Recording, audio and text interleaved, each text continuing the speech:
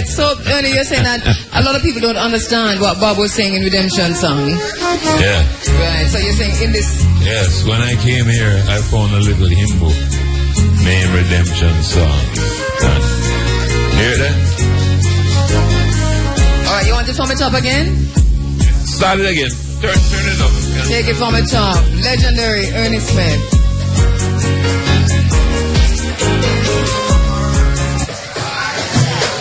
Live.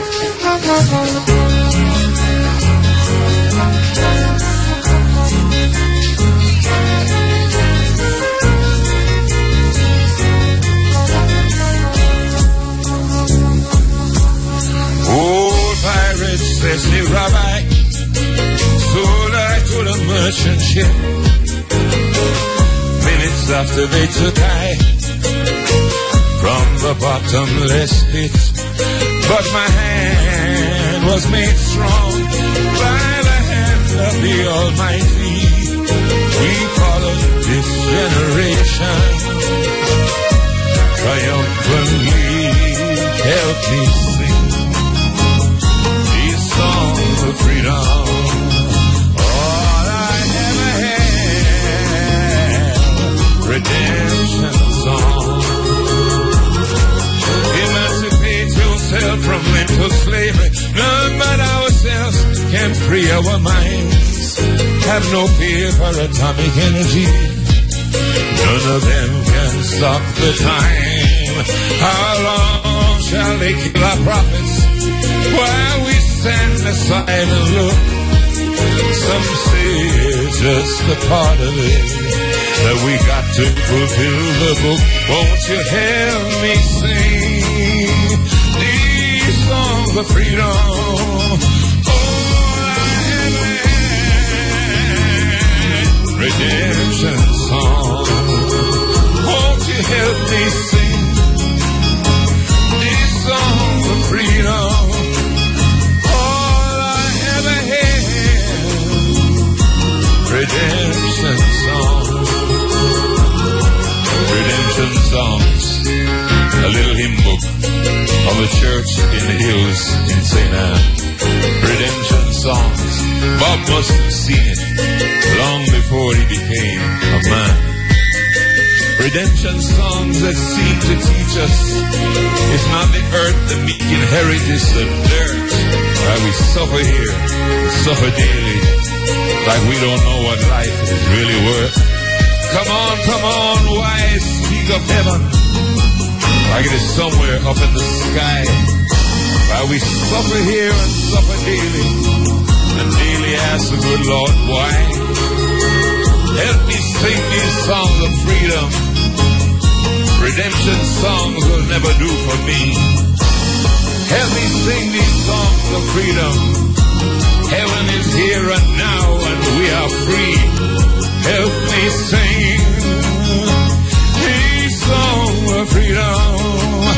All I ever had, redemption song. Redemption song. Redemption song. All I ever had, redemption song. Redemption song.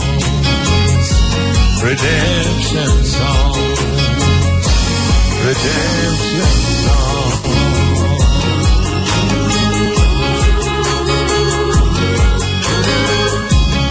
Yeah, the man called Earl Smith.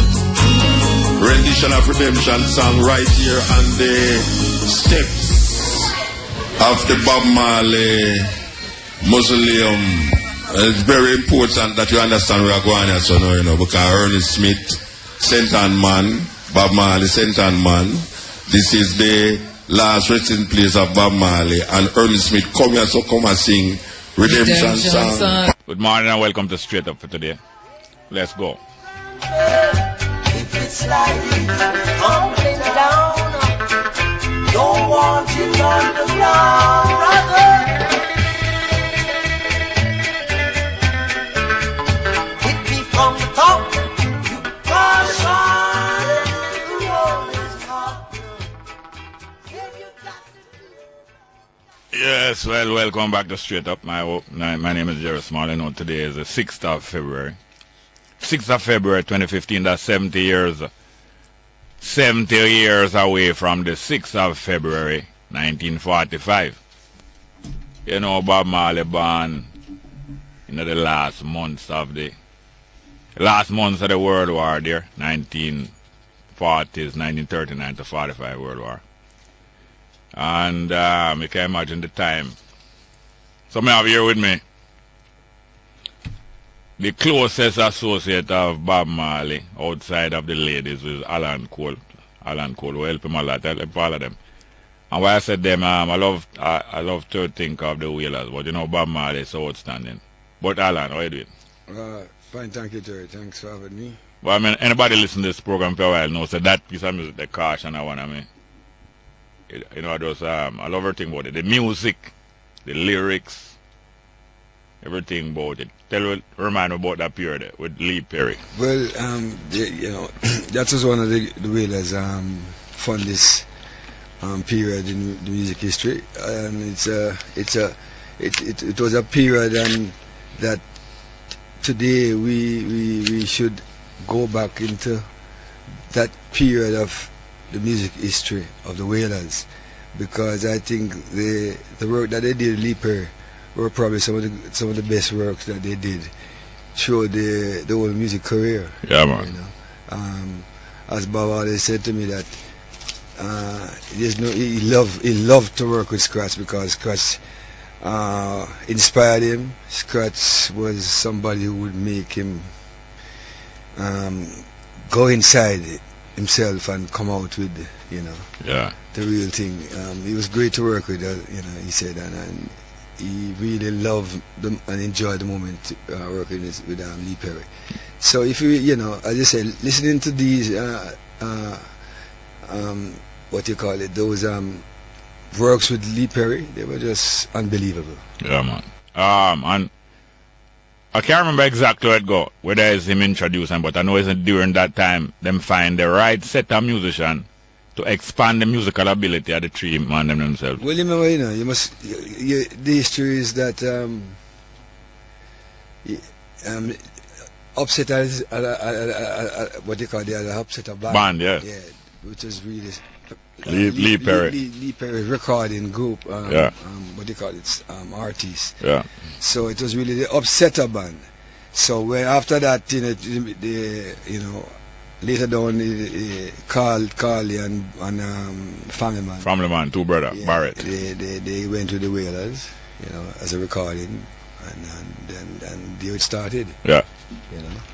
You always in modern music, and maybe in ancient music too, you always have a foundation for any sound and little group of musicians, and usually with the modern instrument, the rhythm section, the drum and bass, especially Jamaica, when you find a right combination of a drummer and a bass player, it's so special. Them have a way to call them rhythm twins later on. Yeah. The original modern set of rhythm twins, the two of them didn't have the same name, Lloyd Brevet and Lloyd Nibs. Beautiful. Yeah, People later talk about Sly and Robbie, but before that, between Lloyd Brevet and Lloyd Nibs and Sly and Robbie, there was two brother rhythm twins, as you mentioned a while, Family Man and Carly. Yes, you know, it's amazing because, you know, I still remember when Bob used to tell me, you know, Bob was somebody that when he talked about Family Man and Carly, it was special, you know, and he always spoke those things to me, and he never talked those things to anybody. But you know, we would sit down and he would talk about it. He would tell me, say, boy, I have the best rhythm section in the world because, you know, it was the understanding that Carly and Family Man understood Marley's concept of his music. Yeah. And they understand where he was in his what you call it now, in his development, in his musical assessment. Yes. They knew his drop and everything like that. If you listen to Family Man and Carly throughout the entire Bob Marley's catalogs, you would see that they were special. Yeah. And they were really the kick behind. As I said, kick, yeah. Behind Bob There was like a Marley's. special period before that, like in a 68, 69, Yeah. when man like Johnny Moore Yeah. and a couple of other versions they stay together. Malcolm and they're recording artists. Yeah. They're talking about the days of Wailing Soul and those things.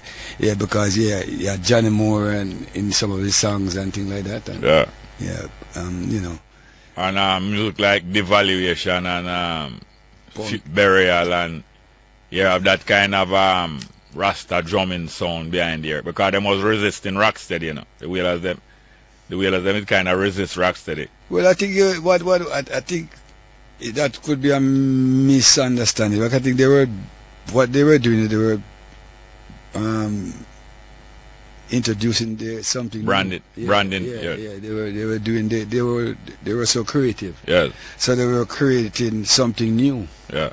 You know, they were doing their own thing, and you know, it was something special, because you could hear from those days, as people used to listen to in those days, you could hear something special happening with the Wailers.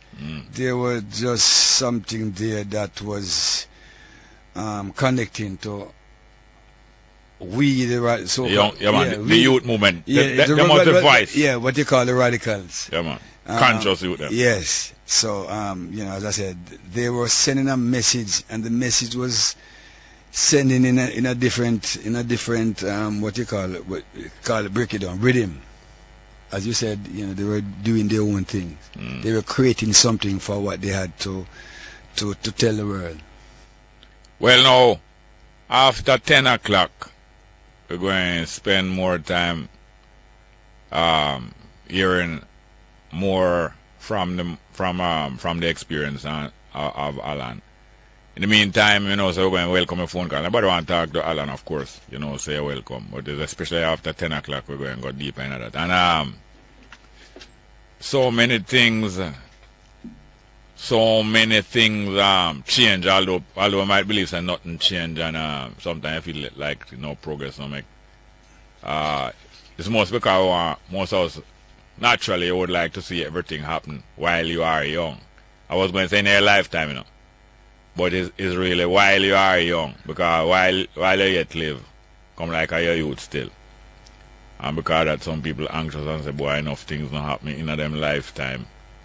Some things take several lifetime, as far as how we know the human body. Several lifetime to be accomplished, and but through that now, sometimes most of human beings, I find, are absorbed, especially coming from my experience personally, are absorbed overly much with fretting about when life come to an end, when your body get old, and when life come to an end. It's a natural thing we learn from other people, because we wasn't taught better. Yeah, but you know, it is part of how the system taught us. Yeah.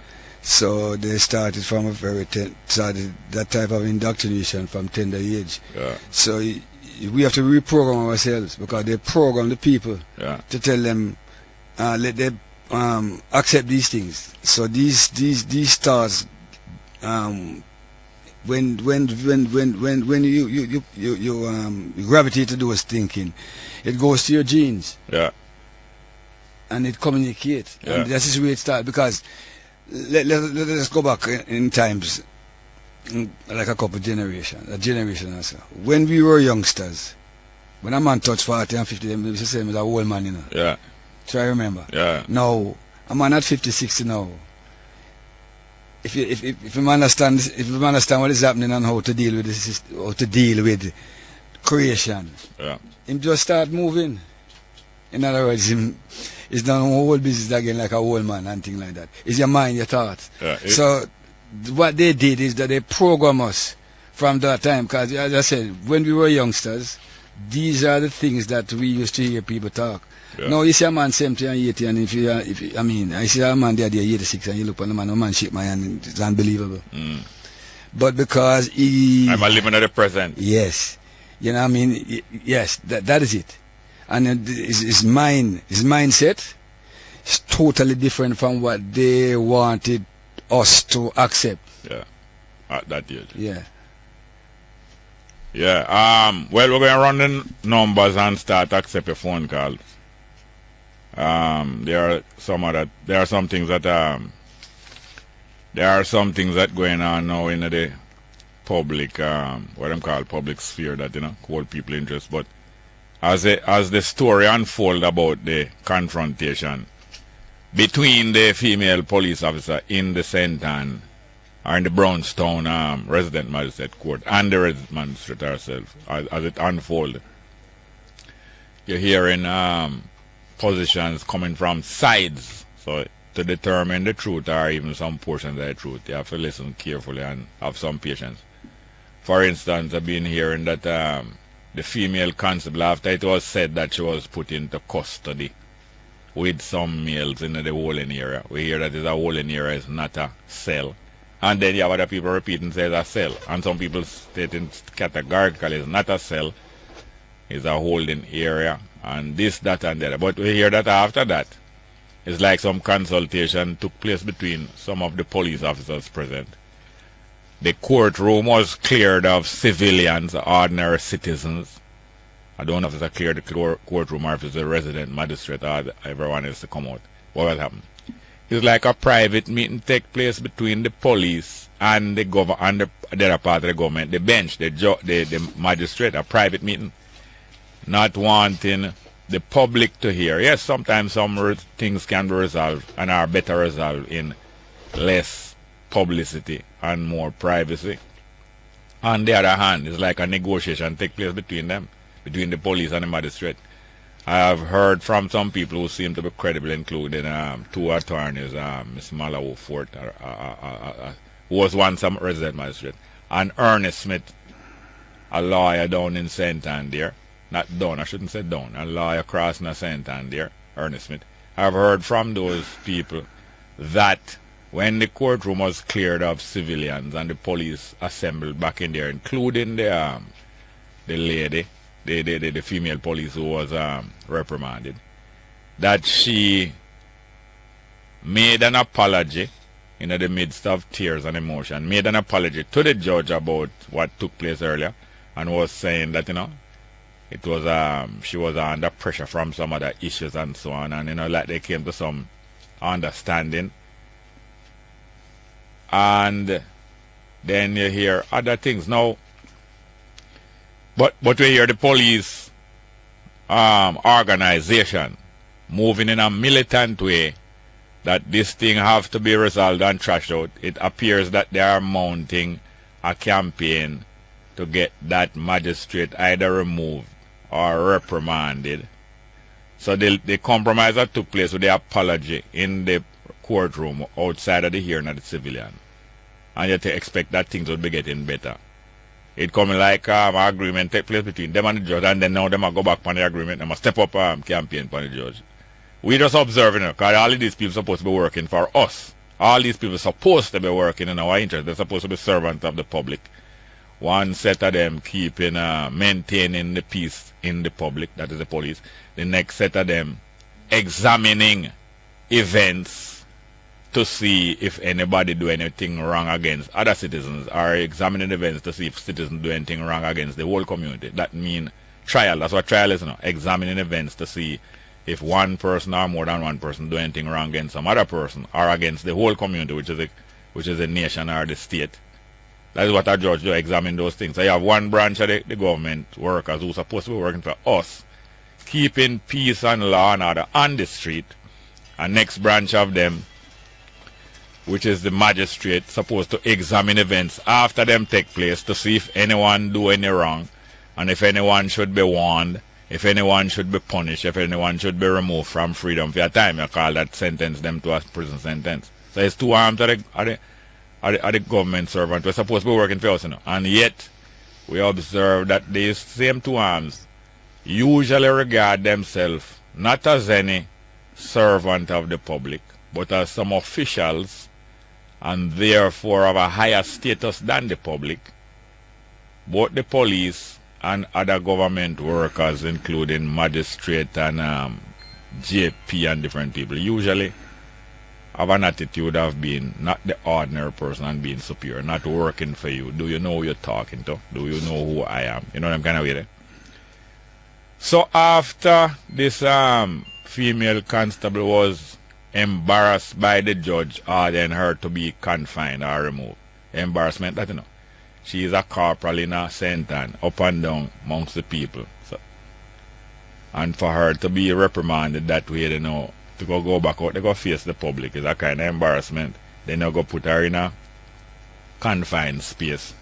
More embarrassment. I hear she wasn't in there more than 5 minutes, but still it's some kind of embarrassment. Some people feel very embarrassed about them things. You know? And then now if we go say, okay, you can get out of the trouble by what? Just go apologize to the judge. Sometimes when we're forced to apologize, we all vex with ourselves, you know. When we're like a youth and we're forced to apologize, especially for some things we never really do or we never intend no harm. You vex with yourself when you find say you have to go and apologize just to get out of trouble now. And after you apologize, come like you're vexed than before. Is this a situation with the lady? Is the policewoman in a rage? Because all of us have been enraged at some time because of injustice. Is she enraged? And then I hear the senior police officers, what them call the high command of the police force, for them statements stressing that she is receiving counseling and some other things going on. That statement is designed to assure the rest of the police the high command is behind you and to warn the public that some severe things that go on to her. Them not clarify whether she did really get assaulted or them kind of way, but it's a lot of is campaign by various interest groups, and all of them appealing to the public as the jury to say, why we're on your side or we're on the other side. But it's a great opportunity in our life to observe what is going on around us and realize how things did develop in ancient time, how things did develop 100 years ago, and how conflict between human beings, what it leads to next and what next and what next. Even the execution and the beheading and all them things where you see go on Middle East, France, all about the world. It's come like we are in a movie, seeing how most of the conflict in the world develop and how we reach where we reach. And at the same time, if we can keep our personal ego contained, we go through it with less pain. Because when your ego get hurt, your pain longer than no chickpea. I want to show you chickpea an imitation of hurt feeling. But anyway, long story short is that we're going to run the numbers and then we're going to welcome a phone call as usual about anything you want to talk about. And then precisely and specifically after 10 o'clock, between 10 and 11, we will be spending most of the time with our Virginia Alan Cole. But you may converse and interact with him at any time. But let's hear your concern. Let's run the numbers straight up. Yes, good morning. And welcome back to Straight Up. I'm your host, Jerry Small. Hello? Yeah, morning, Jerry. Wagwan. Morning to one of Bob Marley's good friend, that brother there in the studio. Yes, sir. Yeah, man. Morning, sir. Yeah, man, cool, brother. Yesterday evening I was listening to that interview. Which one? With Dean Jackson Miller. I know. And yes, with Ernest Smith and Miss Marlowe Ford. Yeah, man. Yes, but the attorney at last said the police was in the locked up less than 5 minutes. Yeah, less than 5 minutes. Yeah. And the police lady did come in and saying something about the police lady. I think she was telling us if the lady was molested, but they didn't want to take nothing like that. She didn't try to pay no attention to that to hear what we hear with the woman I say good. No, it seemed to me, you see, like the molestation reasoning. It seemed to me like it's the police more. Don't tell us more about it. But the police want to tell Diane, she are going like. She can't behave like you, know. Listen here now. Listen here now. But one thing I noticed about the lady corporal who is a sergeant or a corporal who represent the police federation. She was stressing how much we have made a survey and the statistics are astounding and tremendous statistics. And she repeat that over and over. Yeah. But we don't know what statistics. Like more she said, the statistics about other officers who have been mistreated by this magistrate. Yeah, and the attorney come out and say, kick away that and say that is a bag of lie. Yeah, yeah. And then the officer there now, when asked if any report was made by these various police, either to the Federation or to anyone else, say, boy, that magistrate really handled me away and I don't like it. Which you expect if the statistics are tremendous, you would be looking on some reports from way back even early last year. Here, so there, so that date. So when they were pressed, that's why I like ask questions, I like listen when people ask questions, you know. Yeah. When she was pressed to say, were these things reported, she buck a few times and she shuffle a few times and then I think Jax Miller asked her if she, you know, enumerate and write down these different reports. It was obvious that it's just over the past 2 days since the incident, they are gathering up these statements, are gathering up these things from various police. But how come they weren't reported? You know, even a few of them, even 8 or 10 of them. When she said the statistics tremendous, you know, I listen to her about say 20 at time. I take up for the magistrate now, because I know say a lot of ego running all of us, especially when we're in certain position, and we have seen it from ourselves. Yeah. We have seen it from police, we have seen it from magistrate, we have seen it from big politicians and money people. All human beings. Yeah.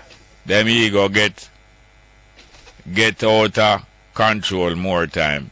And more time more time you have to just control yourself and say, nobody take that too serious. Yeah. But it's all like a campaign though. Go ahead, sir. Another thing, you are talking about Bob Marley today. Bob Marley is 70 years today, no? No, it's 70 years ago in born. Yeah. 70 years ago in born. Yeah. Yeah. And I remember the first man who ordered a statue for Bob Marley. Who ordered one who didn't make it, who sculpt it? He did order the skull to make it. Yeah. You want to tell me who? No, tell me. Siaga. Oh, Siaga, oh yes. Yeah, man. Christopher Gonzalez did do it, yes. Yeah. And the people then say it didn't make good. Yeah, because it make like a tree and you know, see foot is like some tree gone on the ground. But you know, different artists express things different way. Yeah. I don't know if you know this, but a lot of artists and writers, most writer them first major book have a lot to do with for them life story, and most of them don't realize. And a lot of artists, a lot of the figures in them painting and drawing resemble them very much. Yeah. But Christopher Gonzalez is like that. Most of the face them have a kind of shape similar to him face. But it's not because I'm spiteful or try to push up himself, you know. Yeah. Gonzalez, is him still alive? I don't think so.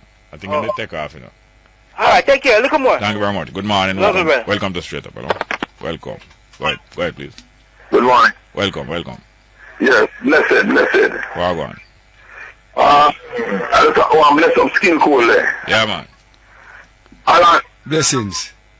tell me if you can't tell the device, sir. Talk some more. You can't remember the device, sir. The sentence too short. Go and talk. Alright, anyhow, I just want to tell him that this is one of the engineers, them, right? I don't remember now. Oh. Harry J? Up Harry J?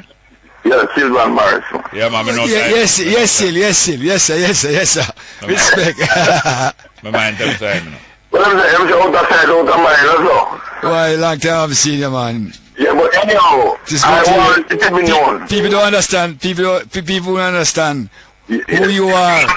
Them don't know who you are, but maybe people like me have to tell them who you are. Well, you know, the main thing I want to say is that a lot of people don't know that you are one of the strength of Bob Marley. Because you have the determination, you know, you're the man of the determination. And you got a lot of that strength. A lot of the whole of us got a lot of strength. From you as an individual with strength, you know? Johnny was a good boy. Remember all the music there, your record? There you go. Hold on. I can't remember if I can't remember you, Jerry. You know me? Yes, that's why I say RJ, you know. Okay. Well, anyway, boy, I look a blessing open up because you don't know the thing set. Yeah. Most of Skill. You remember one of the time them want to play Bob Marley tune in Jamaica, remember? I remember all of those days. We started the revolution. You is one of the strength. Because it's Jah is the strength, and Jah give you the son, the strength. Give them strength, you know? Yeah, I want to tell you, I remember one day in about 1970, me and Alan and rolling in a RDR in a Prince Buster car. Yeah. And them have to exert some, you know, because they not play the people in music. You never know them kind of things. Well, that's one thing, you know, love is a continuation between man and man, you know. Human beings, yes, sir. So it's a community, you know, a togetherness. You understand me, deal? So it's just together. All right, here we do. You know what I want you to do? Hello? I want you to leave your number. Don't hang up, please. Please take him number off the air. And it also make me realize that people like you are listening to my show. And you know, my imagination couldn't tell me that. But thank you very much. Yeah, man, bless you. Bless you. You are teaching, you know? No, we teach one another, sir. We teach one. Ah, there you go. And that's how coaching go to. Alan can tell you, so that's how coaching go. So bless up. It's all you bless up here, sir. Thank you very much. Don't hang up, please. Take him number over there. Please, please. Good morning. Welcome. Straight up. Hello. Welcome. Straight up. Go ahead, please. Are you there? Next one. Good morning. Welcome. Straight up. Are you there? We're going to take some text message. Although we know that callers are there. Good morning and welcome to Straight Up. I also try one more time. Good morning. Yeah, good morning. Why you can't hear me? I hear you now, sir. Yes, sir. Good, I put on the speaker. Yes, sir. Long live that the professor Alan football, they call it soccer abroad, but the football professor Alan Cole. Yes, sir. I just want to know, he got any recognition from government for his service of all his time, because he has done very well to football in his early. Not what it should be. Not what it should be. Anyway, it's good to hear him, and he seems to be doing well. How health-wise, isn't it?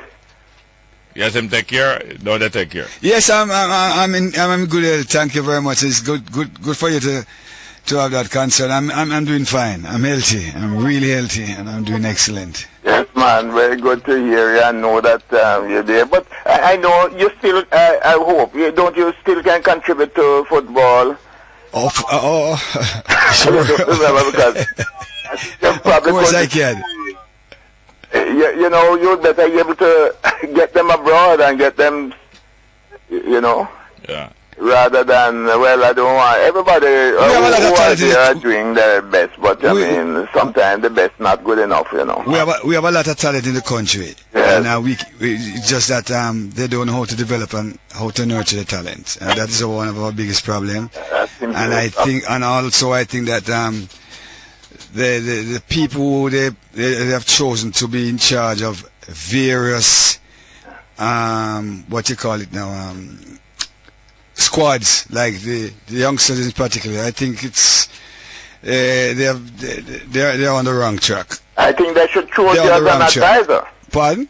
I think they should choose you as an advisor. Okay, that's good thinking. Yes. Anyway, I appreciate your good thoughts. I really appreciate your good thoughts.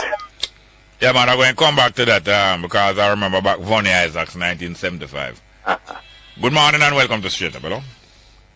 Yes, sir. Oh, him did say want to talk to me, but anyway, go on. Next one. Good morning and welcome. Welcome. Good morning, Jerry. Yes, Garnet. Good morning, Skill. Yeah, man, Garnet. Good morning. Go ahead, please. You might tell Alan. Good morning. Alan. Yes, sir. Let me see. Me are 52 now, you see?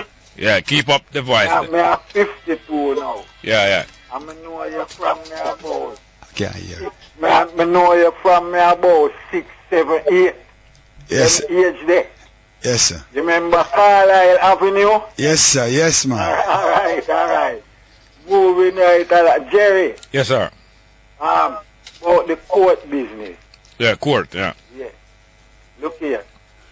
A long time we are complaining, say, when police have a thing where them call them a bake you. Mm-hmm. And you see how the sun hot here now? Yeah. And And when your case come up, and them a shuffle the papers 4, 5, 6, 7, 8, 9, 20 times. Yeah. Right? A long time, may I say, we have a system where from the case come up 1 time, 2 times, 3rd time, if it's not ready, it's out, you know. Yeah. Then me have to support a judge now where I try to start this. Hold on. A judge trying to straighten it out, but let's go for a break and come back. Good morning and welcome back. Garnet is saying that here is a resident magistrate who is trying to straighten out this putting off of cases at police leisure to the detriment of prisoners, turning citizens into prisoners. Yes. Up with the voice. Yeah, me have to support her, you know. Yeah, man. And when I follow the propaganda and the after the fact, where the word where did I use the whole heap of evidence that yeah, the statistics, startling statistics and you know. Yes. One last thing. Yeah. When I listen to Caution, yeah. and Alan can talk about it. When I listen to Caution, yeah. and the harmony, yes. and Caution, you know who come to mind? Yeah, who the impression? No, Joe Higgs. Yes, sir. Joe Higgs. Yeah. And him did get them that way there, you know. Yes. Yeah, talk about him too. Yes, we will. Yeah, man, thank you very much, yeah? Yes, sir. Good morning, welcome. Straight up, hello? Go ahead, please. Good morning.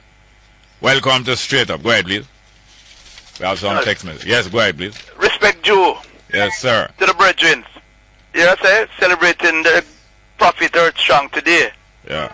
But Alan, Cherry. Yes, sir. I will share something with Cherry, you know, because remember in the 70s, about 73, 74. I'm not busy with that. No, school of man. Cherry. Yeah, busy. I'm listening. I share something with the public. 73, 74, I believe it was. Up Redding's Road, one night, young Bob. I drive. You know, as I always say, no, you had Adam and Eve, not Adam and Steve. So I remember the night they found I said, boy, busy. No, Bob said to him, B, what look for, you know? You remember that night, eh? Yeah, I think so. I remember. You know what was looking, who was looking for, right? Yes, this jockey. Yeah, we were looking for this jockey. I didn't hear that. No, so we were looking for a disc jockey. A disc jockey. No disc jockey. Anyway, we're not really going to that. But, anyway, you see that? Yeah. Maximum respect, you know. I want you play it to the people, them, liven up yourself. Yeah. Because Cherry was is part of that. Him know what I talk about. When he walk around the big checkbook and, you know, the liquor shop down the town, eh? Yeah, man. You understand? But I'm going to share something, you know, funny enough. Like how we celebrate the Prophet Earth Strong. That Cherry people said to me, say, busy, you and Cherry just come out and give 5 minutes of the game assurance if we represent Bob, you know. So I said, boy, I don't know if I'll do it, but I will try and do it. You hear the word I use? Try, because Cherry and I in the 60s, mid-60s, ride the bicycle, me and two him go down a Java, Bull Grand, him that all two come up. You understand, Cherry? Remember them time there? Yeah, man. But I hear man say something to you a while ago. Say, we have a contribution towards the football. And we will have to. Because some little things are going on where we believe, say, we have to have our input, make certain things. Because when I think back, sometimes tears come my eyes, you know. Cherry come, go away 67, go to America, but play, what you call it, Pro League with Atlanta Chief, with Gally Cummins and them, man.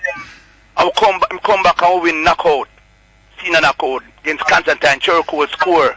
And I remember all them things, then I said, boy, imagine, look back over Cherry Cole farm. As a youngster, I never farm it, but my brother would farm it. And I did a real play Division 1 with Frank Brown, and then I leave Coma Santos. You know how I do? Yeah. I want you call back in the second hour. Second hour, when is that? 10 to 11. 10 to 11, preferably third hour, 11 to... I want Alan mostly expand in the second hour, and in the third hour, I want to entertain the... What you're saying and other interaction. I'm going to try that, but respect to the eye. Thank you very much. Here, one love. Yes, sir. Good morning. Welcome. Straight up, hello. Good morning and welcome to Straight Up. Go ahead, please. Hello? Yes, ma'am. Hello? Good morning, sir. Yes, ma'am. Go ahead, please, ma'am. Thank you for having one of our illustrious sons. Yes, ma'am. Just talk more in the phone and make him hear you, please. Go ahead, ma'am. Thank you for having one of our illustrious sons. Yes, ma'am. Mr. Cole, I want to recognize your contribution to your country and to thank you for all you have done. Unfortunately, as Jamaicans, we have a problem recognizing our own. But you know that you are much loved by those of us who know better, and I'm glad to hear you're keeping well. Thanks again. Thank you very for much. all you have done. Thank you very much, miss. Yes, thank you very much for that, dear ma'am. Good morning. Welcome to Straight Up. Hello. Go ahead, please. Welcome to Straight Up. Go ahead, please. Are you there? Hello? Yes, welcome. Go ahead, please. Good morning. Good morning. Go ahead. We're hearing you. Yes, Derek. Morning. Yeah. I see me on that? Yes, I give thanks. Well, hello. My family. Hello? Yes, sir. Morning. Go ahead, man. Go ahead. Yeah, morning, Alan. Morning, Simeon. Yeah, man. I really give thanks for the work that you're doing for Bob Marley. I'm glad. I really appreciate and thankful the time and the effort, all that you've done for Bob Marley. So, it's really an honor to know that you can come on your program to highlight all that you've done. It is very important that a lot of people know the role that you played in the life of Bob Marley. I can't remember when he used to come to the meeting at Stanopale 12 Tribe of Israel meeting, and Gatman used to have a saying that, are you picking up? And it was so interesting to know that Bob Marley had sang a song, in that lyrics when Gatman used to say, are you picking up? Really appreciate the effort, and want to say, boy, give thanks, to know that you're really one of the backbone behind Bob Marley. Bob Marley is so loved around the world, and I really just want to say thank you, and I appreciate everything that you have done. Jerry. Yes, sir. It's really it's an honor to really get the pleasure to have Alan SkillCole, to highlight all that he has done. So, yeah, man. I do appreciate it. Yes, sir. We have to take advantage of it. Thank you very much. Yes, sir. Yes, sir. Thank you, Alan. Take care. Yes. Good morning. Welcome. Straight Up. Hello. Morning and welcome. Straight Up. How are you doing? Yes, sir. Welcome. Go ahead, please. Morning, Mr. Yeah, go ahead, please. Yeah. Yeah, man. Are you there? Hello? Yes, I hear you. Go on, man. Man. Yes, sir. Welcome. I'm morning to Mr. Allen. Yeah. Morning, Virgin. Mr. Jerry, more to touch the topic from the judge there. Yeah, man. Go ahead, please. The judge had a right job here. Yeah. You understand? Yeah. Yes, if you ever go in at the courthouse, yeah, right, you have young man who are going to court for years. You understand? And at one time a policeman show up, and I went and mentioned it. Yeah. You understand? So the judge must get frustrated. Them to get a taste of the medicine like where them do the young youth them. You understand? And that the judge for them more judge like she was serious. You understand? Yeah. And we support the judge 100%. Well, me personally, I need to hear more about what happened that day. Because little by little we're hearing more. Little by little we're hearing more. Yeah, man, the judge the right thing, man. So all them are demonstrate the foolishness them are do. We support the public, support the judge 100%. Well, the police working hard to get the support of the public. Because it's a campaign. But them not going to get the support. People them are stand behind the judge. All right, look here now. Just because of the numbers I've called behind, we're going to thank you and go to our next call. But thank you very much. Yes, sir. Man.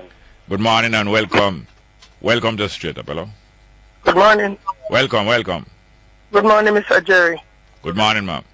Yes, good morning to you, Mr. SkillCole. Give thanks, Morning. To hear the voice of legend them, a Jamaican legend them. I'm more trying, hear about them till them pass, like I'm a virgin, King Sport, Yeah. So we give thanks to you, them man, and in contribution.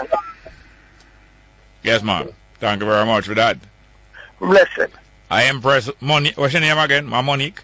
No, man, Sister Angie. Empress Angie, yes, ma'am. Thank you very much, yeah? Yes, sir. Good morning and welcome to Straight Up. Hello. Morning, Jerry. Yes, welcome. Yeah, man. It is said that the police woman was traumatized. Oh, yes. But Maria Dean dead. Oh. And it's interesting that a female police was placed in the Olin era, but Maradine was like for dissent. And it's the same dissent why they revoked Maradine bail and put him back in the jail, and he died as a result of that. Yeah. Right? So in the court, the judge ruled and the judge have that power, nobody take all that power from him. Leslie Wolf was good at that, former Chief Justice. Yeah. Before KD Knight entered representational politics, he hard him to lock up for dissent. Yeah. And they charge him money. Yeah. So the judge ruled there, so when they all about 5 minutes he was in the whole era, and he was traumatized. No, Maradine died in the cell as a result of dissent. So nobody not supposed to overrule the judge in a court. Yeah. All right. I'm going to talk to SkillCole, but me call back after 10. Thank you very much. Good morning. Yes, good morning. Welcome to the street, hello. Good morning. Yes, ma'am. Good morning. How are you this morning? Fine, thank you. This is the second time I'm calling you. The first time you give me a name, you see? Yes. And when you did, I reflected on it afterwards and said, boy, you're really smart. Yes, ma'am. Yeah, go ahead. The first book my mother ever gave me was Sleeping Beauty, and you called me Sleeping Beauty.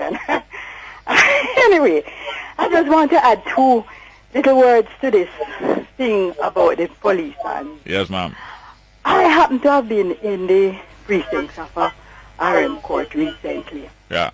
And what I never, first of all, I never knew that there were so many police here on duty in various forms and formats. Yes. But I happen to have overheard, to be sitting down at a spot where I overheard a little conversation among them. Yeah. And it seems to me that there is an issue generally with the magistrate and the police. Oh, yeah? That would require some intervention from... Well, hear this now, ma'am. Mm-hmm. We're out of time and into the news, but I need to hear more from you. So call back again, you hear, ma'am? If I can. Please. But thank you very much for that little bit. Okay, good. Let's go for 10 a.m. headline news. Straight up.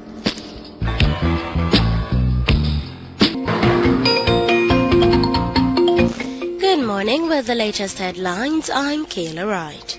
Tourism Minister Dr. Wickham McNeil says Jamaica's tourism sector continues to achieve steady growth, with the island seeing a 3.6% increase in stopover arrivals last year. Addressing journalists at yesterday's Jamaica House press conference, he said that between January and December of last year, there were more than 2,080,000 stopover arrivals. He said this translated to about 71,000 more visitors to the island. Dr. McNeil says earnings from tourism have also increased.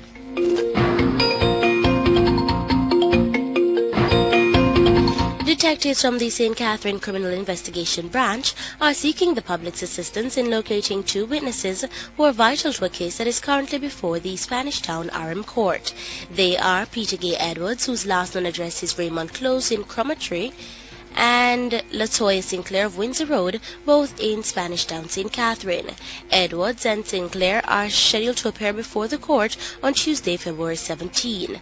Peter Gay Edwards, Latoya Sinclair, and anyone knowing their whereabouts is being asked to contact the Spanish Town Police at 984-2874 or 984-2305, Police 119 emergency number, or the nearest police station. Thousands have rallied in Jordan's capital, Amman, in support of their government's military response to the killing of a Jordanian fighter pilot by Islamic State IS militants. Jordan says its warplanes carried out dozens of air strikes on IS targets yesterday in response to the killing. The country's foreign minister said it was upping the ante against IS. The focus of Jordan's airstrikes is reported to be on the IS stronghold in Syria. And those are the stories making the latest headlines. News next at 11 o'clock. Stay tuned. Straight Up with Jerry Small continues. I'm Kayla Wright.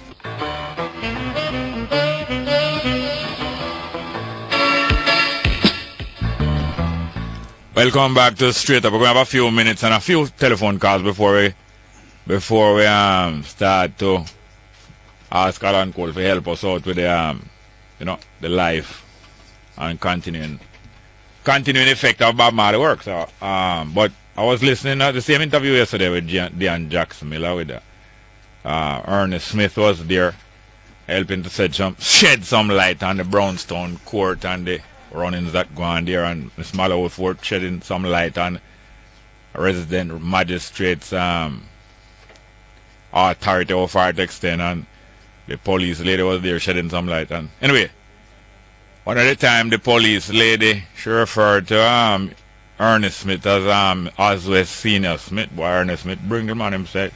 Under no circumstance, for mix me up with Mr. Oswald Senior. I never say Senior Smith. It was a little joke, right? But I grew up in a Brownstone part, But the two Ernest Smith, them, I think the two of them was at school same time together. I know I think the two of them go to York Castle, both the singer and the lawyer. And one of the best music Ernest Smith sing, it referred to situation like these where, the ego of people and the power, the handling of power, because human beings have to learn to handle power. Some don't learn right, and that's why we have coaching and so on. By the way, I learned school is a coach, not only in football, because the great effect when we have Bob Marley and the Wheelers and other people is helping to coach them about things we have experienced before, So that is, even though we them know it or not, him take time to coach him virgin. Like how you take time coach you would say. You say when you go to Carib, mind that step there, mind how you go to say, because Joe Williams, they all take him keen, So we coach people, one another. And matter of fact, ladies, females, are a great influence on male, and one of the greatest influence that females have a very civilizing effect upon males. Not true, Alan? It is true. Yeah, man. So, but that is, and there are, most of the people like that are in the background. And a lot of the artists in Jamaica learn and get educated by some of the females around them girlfriend, whether it's them girlfriend, them lawyer, or some girl will like them this and that. So you have to keep your fingernail clean, man, and speak this kind of way. Not, try going like the Englishman, you talk patois, but be confident. Use your patois, but be confident. But female have a great effect. But, and now I'm going to play the piece of music. Do we have any calls there? We have some text messages. Hold on a little. I was going to play the piece of music, but it's alright. It's not even a Bob Marley music. First text message. Morning, Mr. Small. Please send birthday greetings to Dorothy Woodfine, also known as Miss Babes in Trelawney. Dorothy Woodfine. Okay. Don't know where it come from, but Miss Babes has Dorothy Woodfine. Her birthday. Happy birthday today. Next one. Alright, Jerry. Please send birthday greetings to Shanika from Carolyn Boys Content. Wish for her many, many more. Thank you, Jerry. I wonder if you sure says Shanika listen to the program? Because from here the name Shanika, it's a young people name, Shanika. I don't know old people name. If you name Beryl or Joyce, we might know say you have little age. Maybe. But Shanika is the young person name. I mentioned it, I'm glad to know that even if you tell her to listen to the program, I'm glad to know say young people listen to the program. Next one, Yale Bongo. Please remember to link Janet Silvera scholarship for a disabled NCU student. Yeah, we take a note of it several times. I try to follow it up, but I have been successful yet. Next one, Mr. Small, what's the difference between 2-year sentence and hard labor in prison for 2 years? I see people get 2 years hard labor and another man get 2 years, but all they do is the same thing. I mean, yes, because I don't think hard labor is being exacted in a prison sentence. Exact means you make sure it's done. You exact something, like you extract something, exacted. And when hard labor sentence was given in early time, they used to see prison up on the road that broke up rockstone or doing other kind of hard work. But I doubt, because of the level of security that it entails. I don't sure if that's the reason, but I don't know if hard labor really being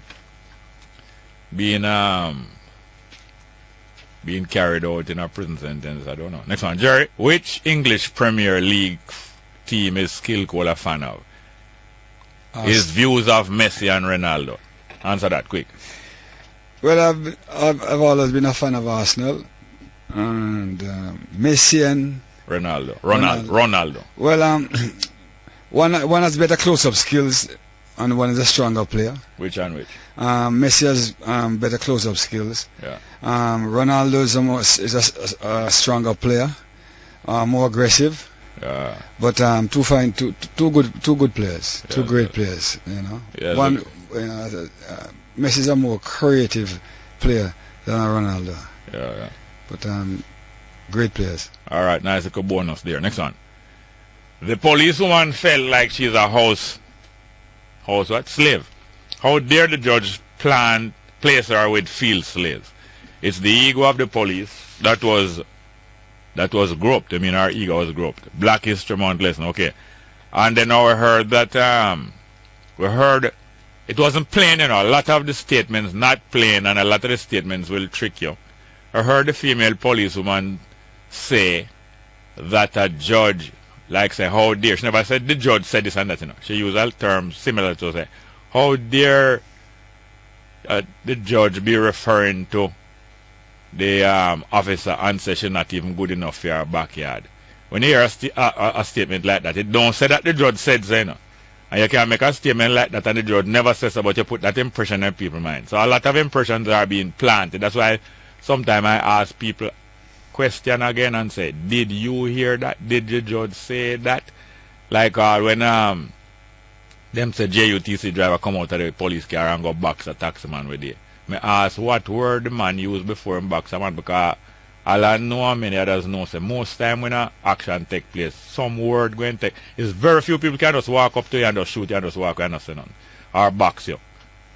Some word is usually there. I don't say it's every time. That's why I always ask what word did they say before. And when you get the answer, you get a more impression on whether the person telling the truth. Were you there? Did you hear it? And anyway, I soon come to the phone call. Next one. Good morning, Jerry. I vision Vibes Cartel for the second time and I think he will win the appeal. Well, where there's no vision, Vibes Cartel might, well, I don't want to say perish, but he might, yes, anyway, thought you were the only madman on class.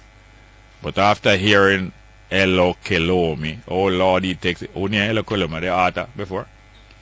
This is not class. This is News Talk 93 FM. I'm here to talk to the if I'm here to talk. I couldn't be here to talk to. Read it again. Eh? Oh, the African pastor. I'm all and just talk about him, Say a real African that. I'm read it back. Thought you were the only madman on class. Well, make that News Talk. But after hearing Hello Kilomi, oh Lord, he takes the cake. Well, that no trouble me still. From your youth.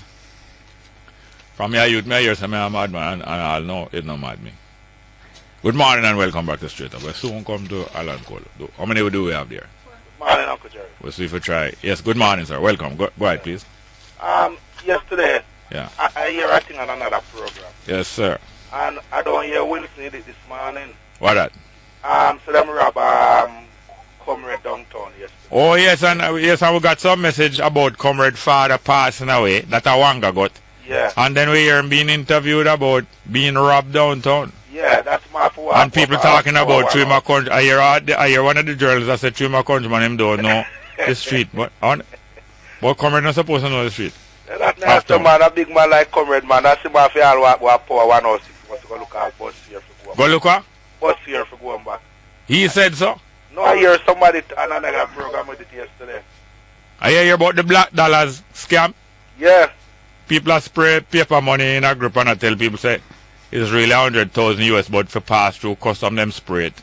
Yeah, I hear about it yesterday. Say a man from St. Thomas now. We're not trying to say that, Comrade, put out a story so that to get bus here we go back to country. But I think Wilson would come. I think Wilson would go by himself one car downtown. Yeah. Anyway, in the meantime, bereavement, because we hear say Comrade father dead. Anyway, we're sorry about that still, And yeah. Yeah, everything about it. You remember when Earl Witter, the public defender, get robbed? Yeah, yeah. And always a man who speak very proper and that kind of way. When him done speak and spoke, him say, give me back my things. Give me back my things. All right. But I don't hear Comrade come on the program from yesterday. I wonder what happened to him. I don't know. I hear that him ask him ID, them and all them things there, so nobody see my ID downtown. Yes. Yeah, see the police. Yes. All right, Uncle Jerry. Thank you very much, yes, sir. Yeah. Next man, good morning. Welcome to Straight Up. Hello. Welcome. Go ahead, please. Good morning, Mr. Yes, ma'am. Is Miss Joyce that? Yes, sir. Speak up, please. Good morning to... What's your name again? Alan Cole, SkillCole. Good morning, Mr. Alan Cole. Up with the voice more, ma'am. Good morning, Mr. Holland. Yes, ma'am. Morning, dear. And I hope you live as long as you are good. Because let me tell you something. Those songs, what you people do, they are the foundation today, right? And people come and try to change you people's songs, but music shall never die. And what and who can listen to you to prolong? Give them it. You understand? Mr. Small? Yes, ma'am. Don't in every household sick and them die. In every household, you have people sick, get sick and die. All right. Yes, if the household lasts long enough, that will usually happen. All right. We have telephone and telephone of our birthday, all our most important information, right? You mean when you apply for the phone, you have to give them those things? Right. Even the telephone. Telephone, yeah. Right. You have to have your TRN now, you have to have your NIS, and you have to give them your date of birth and so on. Yeah. So be the case. Technology come in and technology a virus as well. So I am calling on the government is even put it on the phone where you can donate. Who can donate $100 or $200 to the health. That way our hospital can improve. We can go to hospital comfortable. The nurse and doctor will be able to stay and work comfortable. The medication that the government supposed to buy, it buy out of that money. What do you think about that, sir? It's going to take me some time to process, my brain process that, because you know that your brain work faster than my one, you know.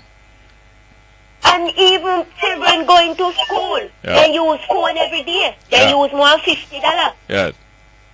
Put a $5 or a $10 towards it through the phone. And then now the end of the year now, you will get a letter from the government with a certificate and say, no, you have X amount. So when you go to the hospital, you understand what me mean? Yes, ma'am. Just like how them a look about the vote. Then house and house for vote. You don't need to do that anymore. We have the phone. Use the phone. Okay. All right. Thank you very much. I'm going to think about it here, ma'am. Yeah, we want that to be done because the hospital are broke down and the nurse and the doctor are going and people are going, they are dead every day. Yes, ma'am. Cancer rise more and more every day. We need I have to go. To do something else. Yes, ma'am. Thank you very much. Yeah. Good morning. Welcome to Straight Up. Hello. Morning again, sir. Yes, sir. Welcome. Yeah, man, as we're talking about Bob Marley Day today, you know, I don't know if Skill can back me up for this if it's true, but 79 June flood. Yeah. That was the only and the first and the only time Bob Marley come to Sunsplash. Oh, yes. Yeah, and it was then to bit mud splash because there was a lot of mud at Dirt Park at the time. Yes, sir. And I want to tell you, sir, when before Bob Marley come and say, understand that, led by Rasta, a crowd get up at the gate there, you know? Yeah. And the security that was there, police and soldiers, you know, and ordinary security. Yeah. I understand that when Bob Marley hit the stage and said greetings, the security force couldn't contain the gate, you know? Yeah. Yeah, man, there was a rush, you know? Well, I wasn't there, but Alan was in Ethiopia. Okay. Yeah, man, I understand that his payment at that time he donated toward the flood victim, you know? Oh. Yeah, so, you know, I just remember that and he's here today, you know? Yes, thank you very much. Alright, cool. Thank you very much, yeah. Good morning, welcome to Straight Up, hello. Indeed, Brother Jerry. Well, go on.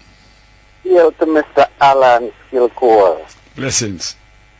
2 questions for you, Mr. SkillCole.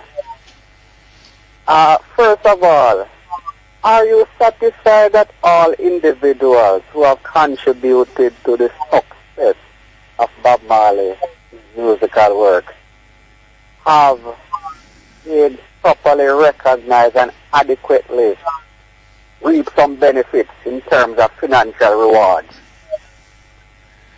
That is question number 1. And question number 2, how did Bob Marley die? What was exactly the cause of death? Yeah, man, go ahead, Alan. Okay. First question was Have all the contributors to his success being compensated? it depends on, well, let us go back to the history. Yeah. The people who had a lot of influence on his upcoming, people like Mortimer Planner. People don't understand, but Planner did a great job with Bob. Yeah. As a matter of fact, Planner was the first person, well, it's the only person that really saw the Bob Marley that the world is talking about today. No, see it before. Mortimer Planner was that man who used to tell me about it. The potential early. Yes, very, very, very, very early, and he used to instill those thinking and his thoughts all the time with me. And he had that vision of Marley's writing, and he used to tell me from as early as late 60s that when this man lyrics start to get proper ear, the world is going to embrace him, and he's going to be so effective that government will be afraid of him. Mortimer Planner was the one who used to tell me that. Yeah. And as I said, he had a lot of, he did a great work. Planner, yeah. Yes, in his early days, in the development of Bob and the Wailers. Who else can I think about now? Well, you know, Don Taylor did a fantastic job for Bob and helped him in his career. Yeah. And people don't understand, but I was there, and I know, I know all of these things. Were these people looking for anything from Bob? I don't think so. Not necessarily, but in terms of the reality of the success, multi-million, if not billion of US dollars, you know. I understand all of that, but you must understand that Bob passed away. The estate went into something that I don't want to talk about. It's owned by,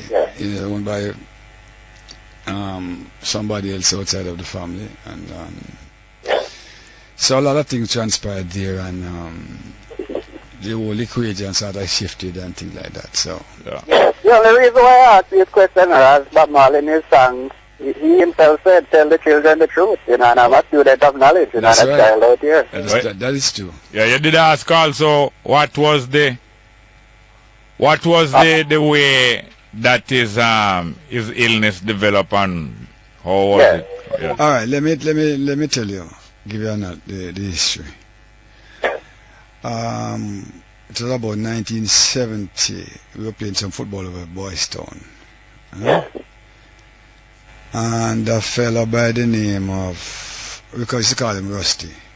And Bob went into a tackle with him. You know, Bob was a fearless player when he played. He was very erratic at that time. What I mean is that he got his step went under Rusty's bottom, boot bottom, you know, and protecting himself, and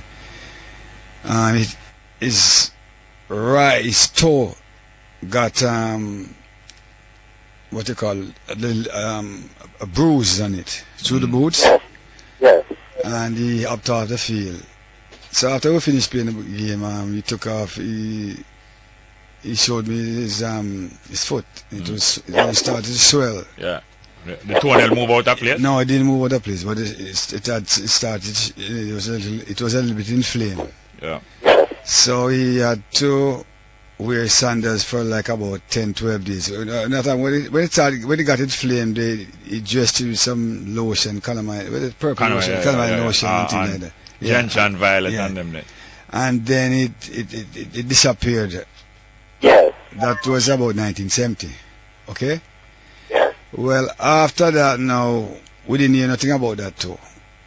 In 1970, himself and Mikey White was playing some football over in Delaware. And the same thing transpired again. They went into a tackle and the toe erupted.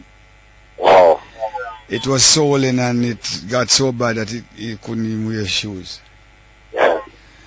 They went to Europe and to England, the Royal Institute of medicine, I think is the name of that institution.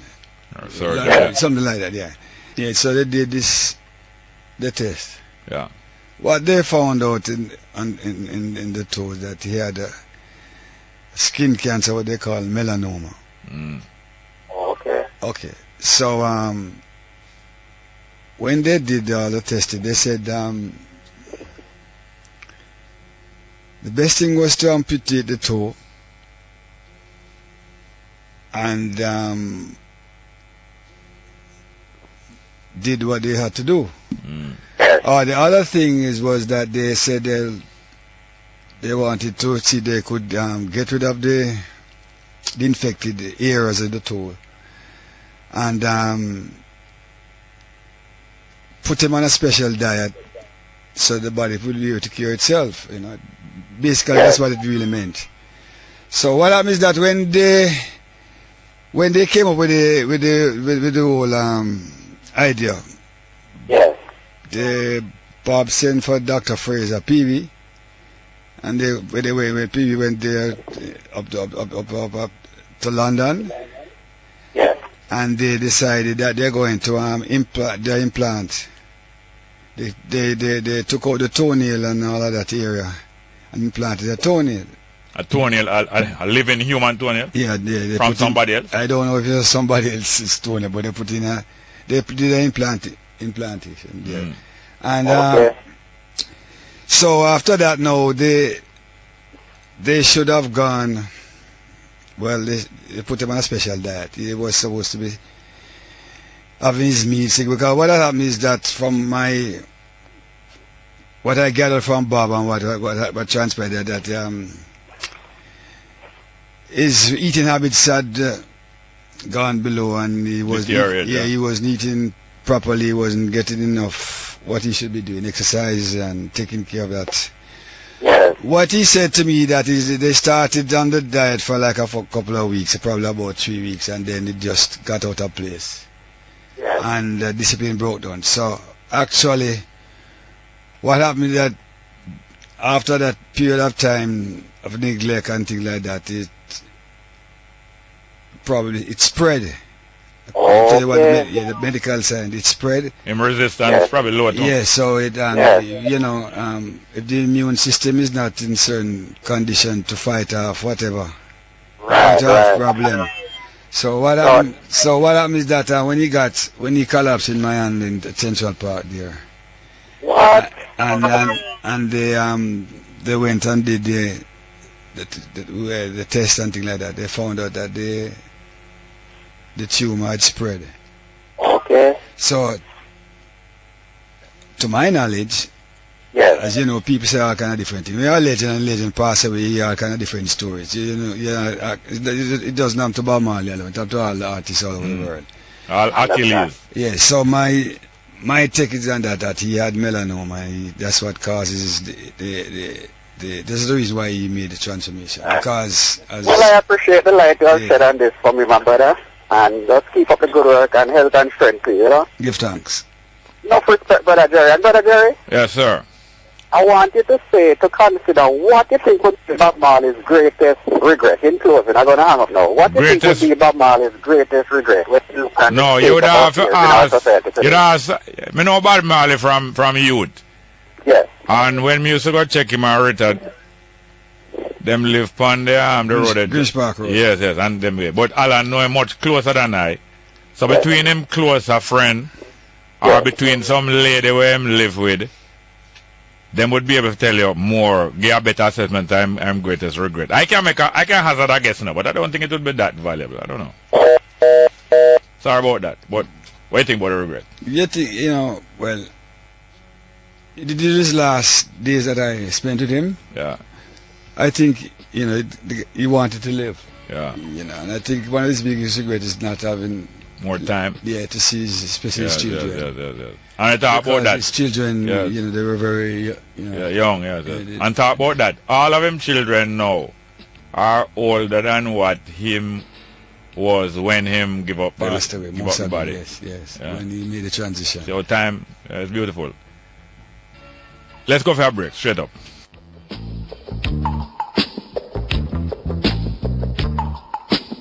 Welcome back to Straight Up. Well, there it is, Carby. Take over the program and start the interview with Alan Cole. I'm started good too. I think you have more can share with you, Alan, about Bob, some of the regrets and things. Well, as I said, I was talking before, Jerry, that in the latter part of his life and the last days, when I spent with him, very amazingly, one day he said to me, boy, I fight for my life, and it's like everybody else tells you and things like that. That was really shocking to me, and I said, what is your fault? And so you need a friend who can tell you. Yeah. Who not go pour them or tell us it's your fault. You're a good friend that. And he shook his head and he said, and he started telling me about, some of the things that he regretted. Yeah. In other words, and I said to him, I said to him, I remember when he came to Addis Ababa and looked and I said to him, boy, you look sick. I said, you look sick, I don't like how you look now. I said, boy, I want to play some football, I want to play some football, I want to play some football. So I said, you can't play this high altitude, and your body don't even look good. So yeah, I want to play some football. So get a little scholar man and start to play some football. Myself and some brothers from Zimbabweans, brethren them and things like that. Yeah. And then he started to, after about 5 minutes, he was blowing, and I said to him, and I went across to him and said, no man, that don't sound like you. Yeah. And he was blowing, and I said, and he said to me, boy, I lose my fitness from your gone. Yes, man. Yes. I said, boy, I'm from your gone, I lose my fitness. And I said, you're crazy, man. I said, you don't even tell me that. But I said, you don't even tell me that. I said, after all the years and we teach you to keep yourself real. I said, you look, anyhow, after that now, we went to the hot water. Yeah, Wando Janet. So so I was telling him, say, get some healing for your body and get some of the hot water and things like that. And there and then when went to the hot water, myself and Flippins and Desai and the Virgin them. Yeah. When the hot water penetrated him, and we got out of the water, I was telling them, boy, I said, we're going to see how tough you is. This is a spring that the water come out of the ground. Yeah. Bubbling hot. And some of the stone them in the pool, red hot like them plug in. That's right. And some of the stone, I tell you now, Mrs. Stone near to one another. Yeah. One of the stone, big like 1.5 foot across, cool. And the one 4 foot away, red hot. That is true. That is so true. So anyhow, we used to use that water as a testing for people who come, Yeah. And it so how quick it put you out. Yeah. And it put them out easily. Yeah. When I say put it, and you want to go in, you want to rest. Intoxicated. Yes. Only for a few toxin in your body. And, yeah. So and in that period of time, when he was with us, I was telling him, I said, you have to get yourself in good shape. I mean, you don't look good. Yeah. But so after that, now a year after that, I left, and I came back and joined him in France. Europe. The last part of his last tour. Yeah. Was that 80? Yeah, this was July of 80. And the day after the show, the day of the show, when I got there in France, when I arrived at the hotel, myself and the man seek and said, why? Come, we want to run some lap, we want to do some juggling, man. So, what's wrong with this man, sir? Anyhow, I said to him that, I don't come with my gears, because I gave away all my gears and I was leaving. So, jump on a cab, me and man seek and buy some gears. The night of the show, so but the evening of the show, went to the sports the park. Oh, we got some tracksuit and things like that. So he said, boy, I run 2 laps, So I said, you sure? He said, yeah, come. He said, you can't run a mile? He said, yeah, man. And I put on the tracksuit, and after a lap, he started blowing things. I said, no. So after 2 laps, I stopped and I said, no. this don't sound right. You know, so something was going on there that I didn't know of then. Yeah. You know, so but the next day now after the show, he started to tell me a lot of things. So, but you know, amazingly, interestingly, I must tell you this. The first thing I remember when we got to the hotel in Addis Ababa, me and him said, both of us went to this room alone. Dante and them guys went to their respective rooms and things like that. And he threw down his bag and took off him to them, pull off his socks and said, Alan, say 2 years, you know. It bandaged right wrong. No, it didn't look anyway. No, it's not bleeding and no, nothing like that. Nothing like that. It just showed me what they did and things like that, you know. That night I've been in the nail with them transfer. Yeah, man. And you know, and then he put on back his socks. I say, you know, but it was interesting. That's the first thing. Depending on my mind. Yes, as I went to the hotel, we draw the door, throw it in his bag and say, Alan, come, and pull him shot, never forget. Draw and say, pull off him shoes, draw off him socks and say 2 years, you know. I remember running back about the first time it happened, with the rusty and things like that. I remember everything, you know. Yeah. And by this time, they are already giving him the alternative of amputating the toe. Yeah. So that is why they put in mind. Yeah. The toe, At that time, I can't make up my mind. Yeah. That had passed. You know, but as I said, and I didn't know that he didn't say to me that he was on the diet. Because, on the proper meals and things like that, I didn't like to eat that. But you could see it. I could see on his, when you look at his outward appearance. When I joke with him, I say, if I throw some water on your face, you know, I can't catch it because you have a sink. I said to him, because there was something happening there that it wasn't that man I knew. Even when I got back, you know, we started doing some exercise and things like that. The first thing I said to him, so you need to go do a check-up, you know. We're in Miami preparing for the tour, and we're making me arrangement for the last part of the tour. And I was trying to say, go do a check-up. And a motherfucker tell himself an Yvette, and this, to Yvette, care Baba make him go do a check-up, because we started some jogging exercise. Sister? No, Yvette was, used to work with Baba, she had a kid for him. Yvette, and she used to work in the post, she knew about publishing. She used to work with K-Bam years ago, with Johnny Nash and Danny Simpson. So, and I was there telling them that you know, because, you know, we were training, playing ball, and juggling and doing exercises and things like that. And there was something about his breathing that I just didn't understand. I said, you don't sound healthy. You know.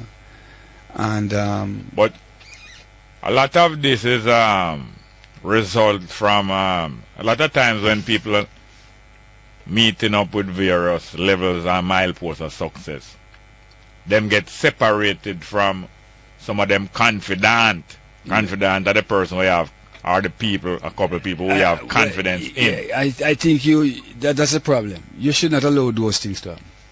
That is where you lose ground. In other words, you lose your roots. Yeah. You know, you cannot leave and forget certain things. Yeah. Because diversion is the name of the road. Yeah. That leads you away from the truth. And it must have been, as I say, stardom comes out of that thing, because we understand out there. I used to tell Baba when we used to tour earlier, I say, we understand what the world out there has to offer. And I used to sit down and we used to talk to him and I said, listen here, show business, drugs, woman, that is what this is all about. And you have to understand that. And you must not get carried away like the other people. That was always my team when we went on the road the early days. And we understood, we used to talk about it. That those are the things that when you get in show business and you start to climb, this is what it's all about. You know, so from you understand that, you just keep focused and walk the straight road. Yeah. You know? Look what happened with Michael Jackson or various people. You know, there's always a constant power struggle between sometimes some member of the family and others, sometimes between the family and your business associate, sometimes between your friend and your, you know. But that's why you need to spend time with yourself more time. Just calm down yourself and just don't relinquish or abandon people who friendship has served you well. Yeah, and let me tell you there's a thing that you have to try to instill in people who are out there, especially entertainers, athletes, whatever.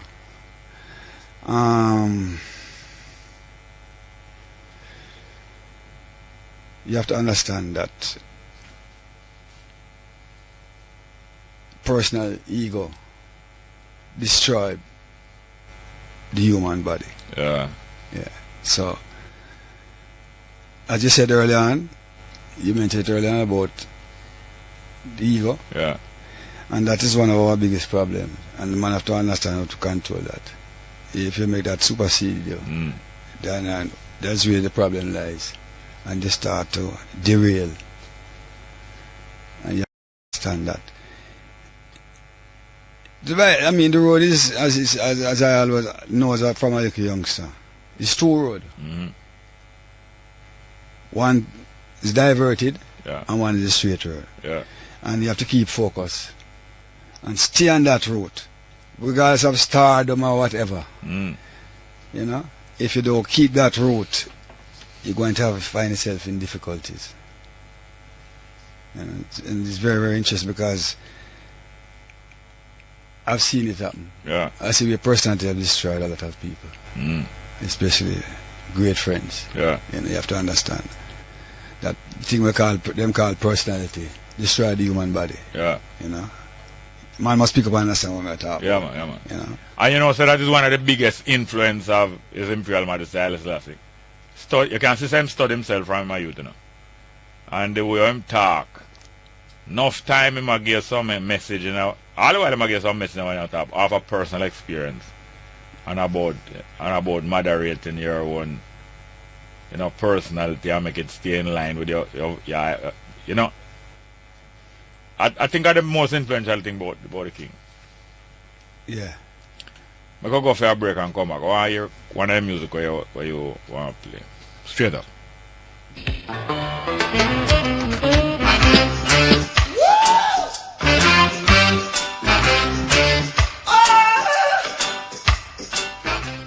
Yes, welcome back to Straight Up. I talk with Alan Cole, and you know, a confidant, or the most close confidant of Bob Marley for years, and them want to play a piece of music, but they don't want that version. I wonder if we can get the earlier version, original version of Lively Up Yourself, the Wailers. I wouldn't necessarily look for Bob Marley, look for the Wailers. Early version, you think we can find it? And just tell you a little more about this. As I said, Sylvan know about this, Morris. Oh, this is a song that was done on early Tough Gangs. I mean, same brother that called Morris, Sylvan, was the studio engineer for most of Bob Marley and the Wailers. Before Sylvan used to run the studio up at Roosevelt Avenue. Yeah. Sid Buckner, Sid Buckner. Yeah. When Sid went to England, Sid used to work around from But before Harry J build a place at Roosevelt Avenue, he was somewhere else before. Where was Sylvan? You mean where the engineer was? Sylvan? Sylvan was around. I think he used to work with was it Dynamics? I think they were Federals. He used to be somewhere around. Yeah, but tell about the Lively Up there. Oh, this is one of the early songs on the Tough Gang catalog. Yeah. Some of the better recordings of the Wailers. These, unfortunately, some of these recordings, especially the ones with Lee Perry and the ones that the Wailers did on Tough Gang in the early days of Tough Gang, hasn't got much exposure because the politics of what took place, you know.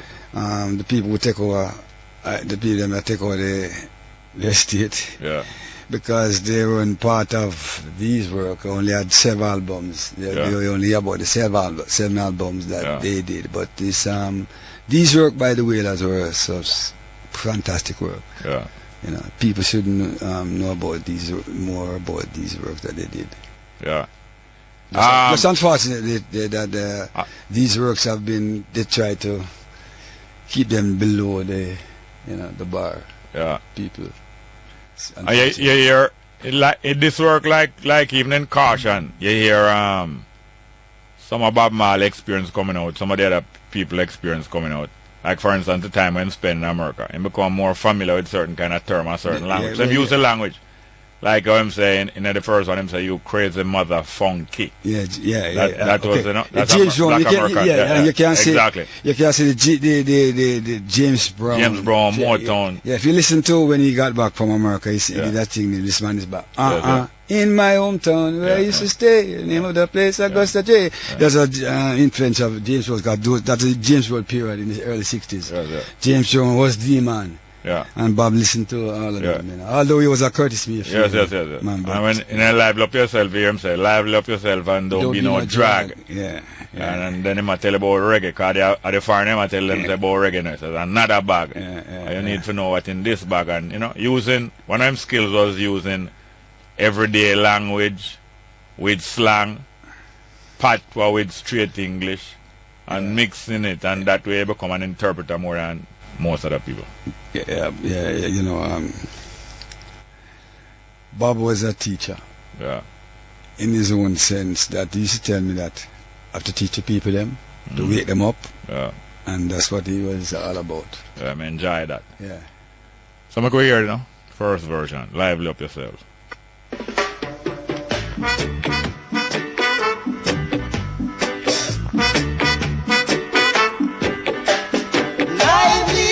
Yourself and don't be no dread.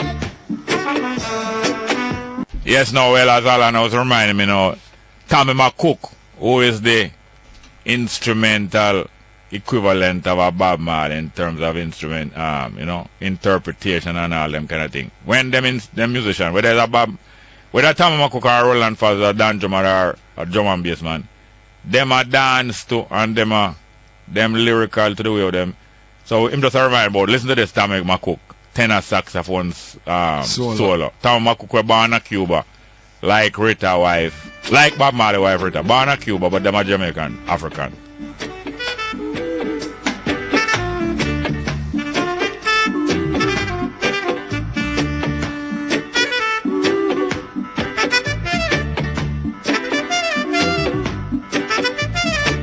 Yes, the I-trees was a beautiful substitute for the Whalers Harmony, but as Alan just saying it, the Whalers Harmony was something special. Yeah, man, exquisite. Yeah.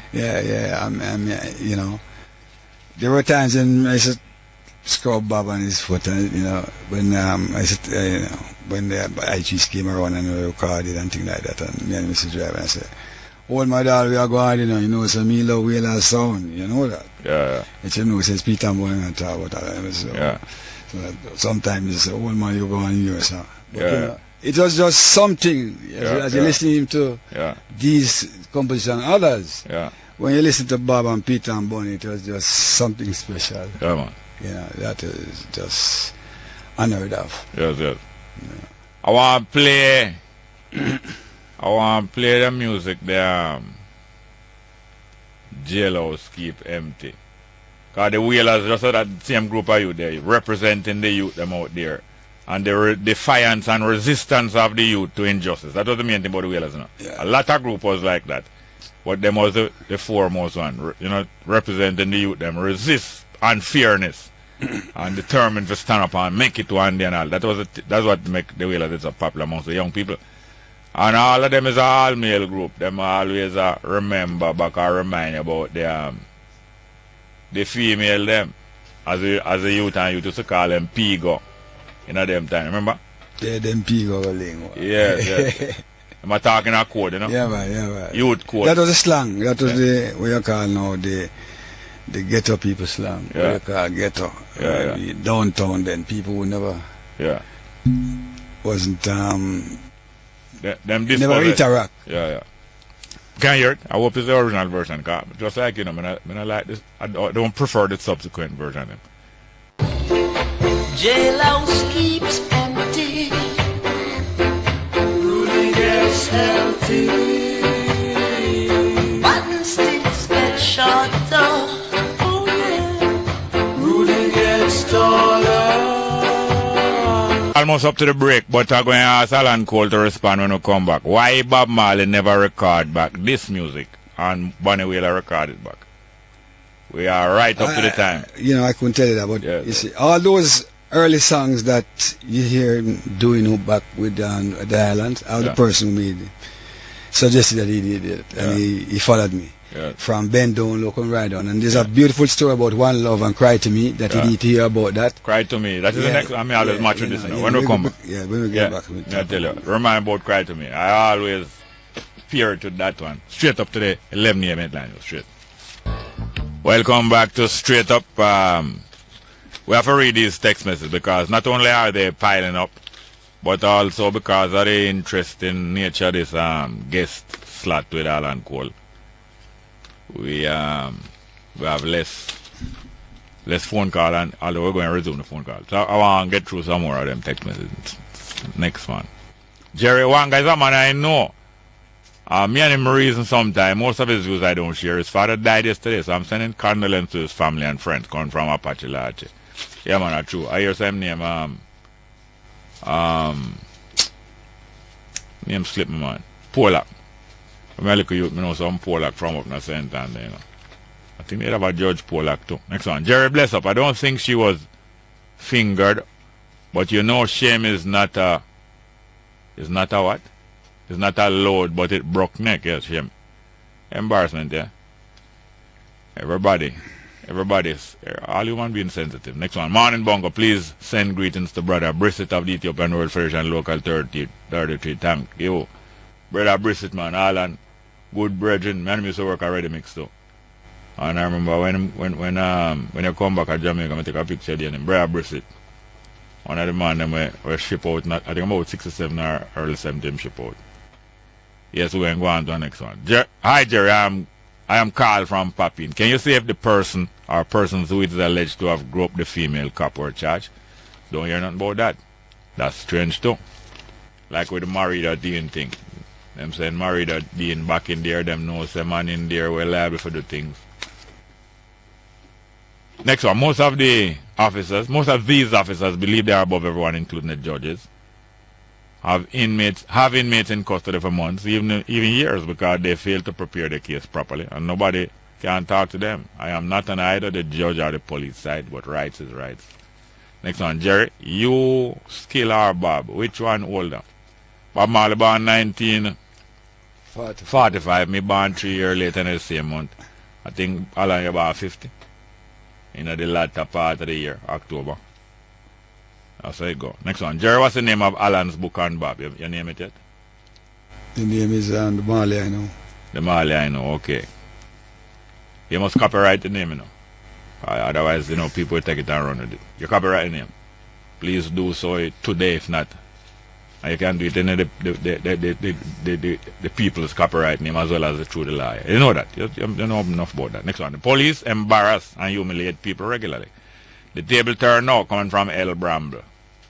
Next one. Jerry, big up Alan Cole and happy birthday to Bob in spirit, our hero, coming from Apache Lodge. Next one. Jerry, the policewoman that got locked up is not traumatized. She's just shame because so many people, they throw in lockup and she behave like she's God. Some of them think they are bigger and better than the law. No man no found her.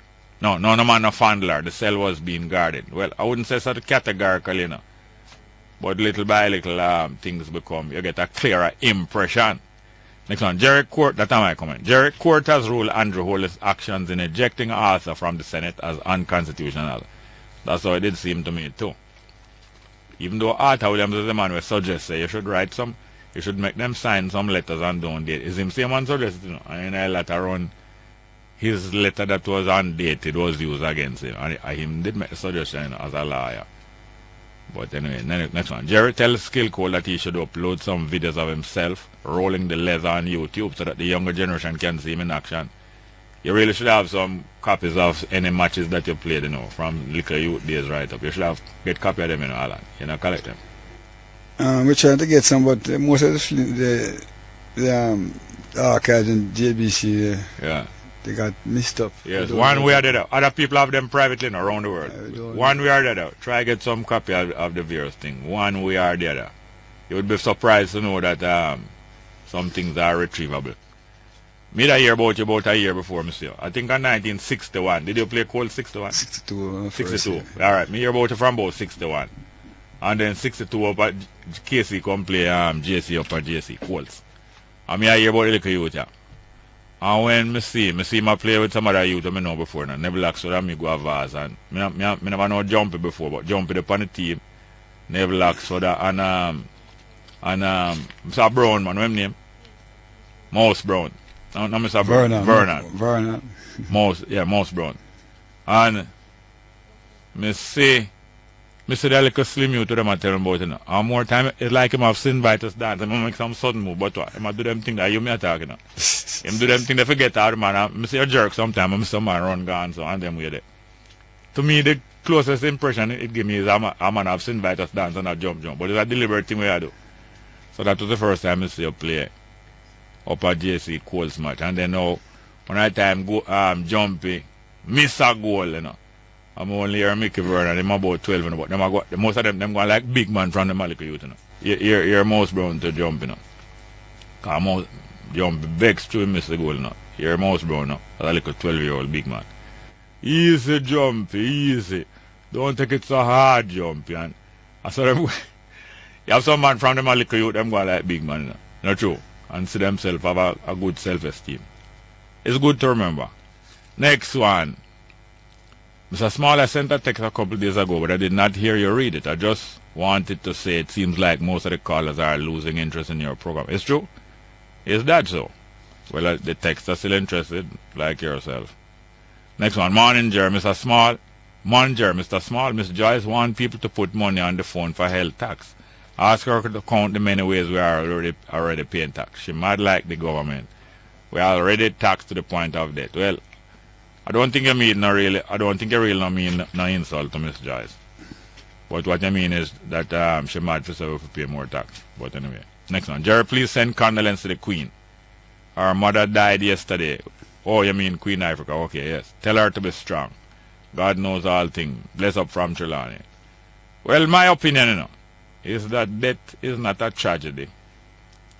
And is life organized death. A life organized death, you know, and death is an occasion in life. If people body never die at a certain time, just like off, you know, if people body never die at a certain time, I don't think you would have reproduction. Because, you know, there wouldn't be no need for replenish the earth. And then now, if people body never die at a certain time, the earth would be well overpopulated by this time, I believe. I don't think death itself is a tragedy, but I believe people can die under tragic circumstance. In other words, them never sick or get old, a car lick them down. That is tragic circumstance, or somebody kill them.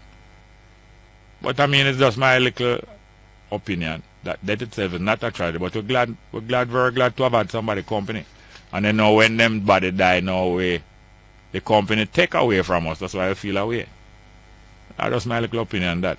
Queen Africa mother passed away yesterday. Very remarkable lady, very admirable lady too. Next one. Love the judge. No, love. The judge, the policewoman should lock up all now. Huh? Oh, love the judge. The policewoman should lock up all now. Next one. Jerry and SkillCole bless up themselves and give thanks in health forever as coming from for energy. I think it's energy coming from Ras Juice. Next one. Hail Mr. SkillCole. Bob would say, tell the children the truth who really shot Bob Marley. If you want, you can answer that later. But anyway, but he wasn't here. I don't know if he was here still now. 1966 December. Next one. What is Bob Marley's favorite food? You know? What that? Fish. Fish, true. Yeah, man. Next one. Morning, Jerry and Alan. Do you know of Bob's most recent son or of his mother? Because Jerry said all his children are older than him at his death. Bob Marley passed away nearly 34 years ago. He was 36. 36. Yeah. And he was 36 when he passed away. He passed away nearly 34 years ago. Maybe one of you born half time. Any of you born half time passed away? Possible. Possible. Possible. I don't know of it. I don't claim to be dead right. Nor live right neither. But most of them children at least are older than his age when him take off. Next one, Jerry. If you don't play Sun, don't. Or if you don't play Sun, don't shine in my day today. I think you're talking about Concrete Jungle. No joke. If you don't play Sun, don't shine in my day. Hail up SkillCole from Jati in St. Ann. Next one. Good morning, Jerry. Give us some insight on humility. Well, alright. That's not supposed to be too hard. Next one. Mr. Small, I just meditated that if Marcus Garvey words were given 20% of the airplay of Bob Marley's song, the level of consciousness within the nation would be significantly higher. Black Mama. Well, that is true, but at the same time now, if a human being earn the appeal of them art, and them art appeal to people more, I wouldn't begrudge them. So the fact that Bob Marley music play more than what Marcus Garvey words are read, I wouldn't begrudge that from Bob Marley. You know, because it's him earn that appeal, and that is a skill, you know, earning appeal. Alan Cole, from a little picnic, earn the appeal of people the way he move. Him earn it. So I wouldn't begrudge him that kind of almost mythical appeal associated with him. Even people who never see him play yet, you understand? Anyway, so I don't think that is the next thing, you know. Somebody else's success mustn't make you feel bad. Somebody else's success should encourage you that it is possible in you also. And I remember Bob Marley saying, when me a youth, saying, boy, I'm like make it one day like how Ken Boone make it. Can you imagine? Ken Boone make it before Bob Marley, Eliza. And Bob and they make it before Bob Marley internationally. And Bob used to admire them people and say, boy, I want to make it like them people, you know. That time, it never obvious that he was going to make it more than them. But he must, but here what him to say, he want to make it like them. So him still use them as an encouragement. And he must live to outshine them in a way. Always not a competition. Next one again. Good to see the whole island rolling behind this officer.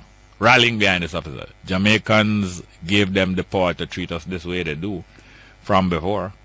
Next one, talking about police officer. Next one, if I ever went in a courtroom and I know that I have to maintain my composure in front of a judge, now if that officer was out of line with the judge and he or she order or in contempt of court, it was up to our co-workers to put her in a safe place. Bottom line is police was wrong from start to end. It is true that a police officer should not comply if he was asked to do so in locking up a woman in some cell or some man. That's true. No matter who the judge is, a police officer should not comply with that. We will hear more and more as the time passes. Next one, happy birthday to Shelley and Thomas and Jerome Thomas in Bray Head. Greetings coming from their mother Sophia and brother Gerald and the rest of the family, Shelley and Thomas and Jerome Thomas. I think it's mostly brother and sister, and it look like two of them, yes. But at the same time, in Bray Head, Sophia, the mother, and our next brother Gerald, and the rest of the family, I greet them. Well, alright, we're going to play our next Whalers music that Alan desire to hear and to demonstrate some things here. This one is what we call Cry to Me. Some people used to call it Streets of Gold on that time. Cry to Me. And I remember when Whalers put out this, you know. I think it was 1966 or 67, you know. Coxie. And yes, and them keep a dance at the top of Brentford Road, a little above Coxon Studio. Name Cry to Me. Remember the dance, eh? Let's hear it straight up.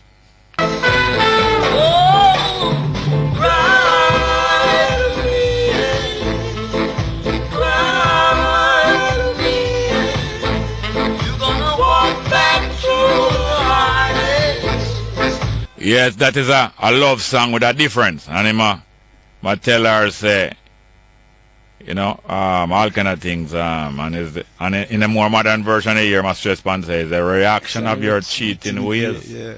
Well, I'm still love her, still, you know, and so on. Fantastic music. Yeah, man. Real soulful. Yes. Whalers at its best. Yes, at their best. I mean, you could say anything. You listen to that. Those early recording the Wailers, and there was something there. And real, those two, real Yellows soul. Keep Empty and that one is like two twin music. Same similar rhythm, same kind of spirit, done in about the same time. Yeah, same. Yeah, man, a young youth, them, you know. Can you imagine the amount of experience and feeling where that was evident in the young youth? That was real soul, man. That was real. I mean, you could hear something there that was special. Yeah, man. And when Coxon come in contact with them youth, him know him have something. Just like Planner, him know him have something extra special for the man. Yeah, the Wailers was special. And him wouldn't want them for break up neither. No. But these things happen, and sometimes it causes more growth. Like when a plant, you chop a plant, sometimes it grow back bigger. Yeah, sometimes, as I said. As we talk about bigger, we have more and more calls. God, I want to hear from you. Good morning. Welcome to Straight Up. Go ahead, please. Welcome to Straight Up. Go ahead, please. Are you there? Go ahead, please. Now here. And they are there now. Good morning and welcome to Straight Up. Go ahead. Good morning again. Go on. Morning, Allah. Morning. Try keep up the voice. Talk about Rastafari and Bob and the influence of man like Planner. Including... Keep your voice up, please. Including, Planner. And including some of the songs them with Planner. Did pen to, Influence, you should say. Yeah. Go ahead, please. And anything from the Zimbabwe independence. Did it get the Alan? No, it was in Addis Ababa. But it started from there. That's where all the connections were made and things like that. Yeah, well, look about that. You know which music me would have beg you, Jerry? Yeah. Screwface. Yes, well, we have some caller line up, so we're going to try to remember some of your questions and deal with them. But thank you, Garnet. Thank you very much. You, sir. Yes, sir. Zimbabwe connection, influence of Rastafari and Abab development. Say so. Oh, well, let me tell you how the song came into being. When Bob came to Addis Ababa, we were in the apartment, and Flippins, Donald Lee, used to go to GSC, popular 12 Tribe Brethren, was in charge of top man in the organization in Ethiopia, So Flippins wrote some beautiful songs, and they had this song there, and we were in the apartment, and Flippins and the Zimbabwe brethren them from Zanu and Zapu. Yeah, Liberation Front man them. Yes, God, yeah. Station in Addis. Yeah, they were situated. Like how Mandela used to travel to Addis when he fight. Same way, sir. So, they were my brethren because I was called sometimes to deal with certain conflicts, internal conflicts that they had and things like that. So they used to look at us, they respected us. So I was the man in Addis Ababa amongst the brethren. Anyhow, Flipping that such a man, the Addis Ababa. So I took them with me to the airport to meet Baba and things like that. And as we went to my apartment about there, and Flipping have a song for you, and take the guitar and Flipping run it through. And Bob said, "Whoa!" Pushing him. With a small Motorola tape, I said, "Blood battle and this sound like I get a winner." Yes. And get the guitar and say, "Flipping, give me them again." And Flipping give me the whole line, and pushed in America and said, "Yeah." I said, "Boy, Flippins, you're nice, don't worry, you're nice." So Flippins gave him that song, Zimbabwe, there. But at the time what happened was that they were close to getting their independence.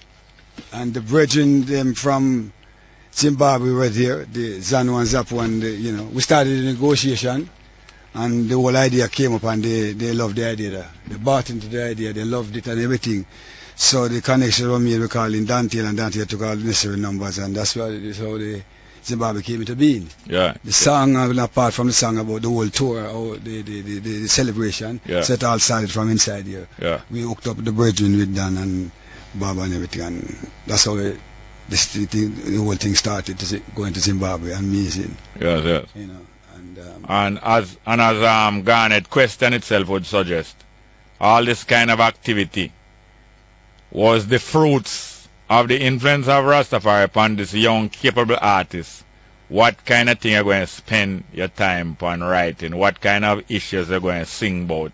Are you confident that that revolutionary songs can be popular? Because revolutionary song usually you just do it for charity, you just do it for pep up, think it was popular, yet them turn into them turn into million sellers, danceable music. Not supposed to be danceable. No. Supposed to be somewhere you stand up and salute like God said the Queen. It coming. I mean, Zimbabwe is a anthem.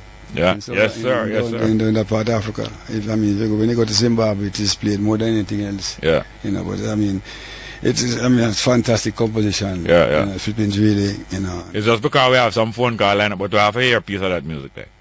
We not tolerate dead ear. And ear is not dead. Every man got the right to decide his own destiny. And in this judgment there is no partiality. We want to cut to the chase and talk about it, but we have a break here. After the break, we can talk about it. Try remember. Welcome back to Straight Up. I'm your host, Jerry Smalley. Having Alan Cole in here recounting some of the exploits of Bob Marley, the Wailers, and himself and other coaches of Bob Marley. A whole heap of exploit, and some of the coaches are female and incognito. Most of them, you know, because lady them do play a great part behind the scenes. I just want to remind my listeners and the callers especially that when you're holding to be joined on the program, when you're holding for the host to talk to you, resist the temptation to listen to the radio alone. Listen to your phone also, so that you can hear when I'm calling you in. Because if you're listening to the radio, you're not going to hear till many seconds later. And when you hear it a second later, you're not going to be in the present place. You're going to be somewhere else. So don't mind what the texters say that the callers them not interested in the program again. I campaign that one. It's a campaign season, you know. So people campaign to make you feel downhearted. The callers are there and many new callers are there. All you have to do is keep listening to your phone. And we will reach to one another.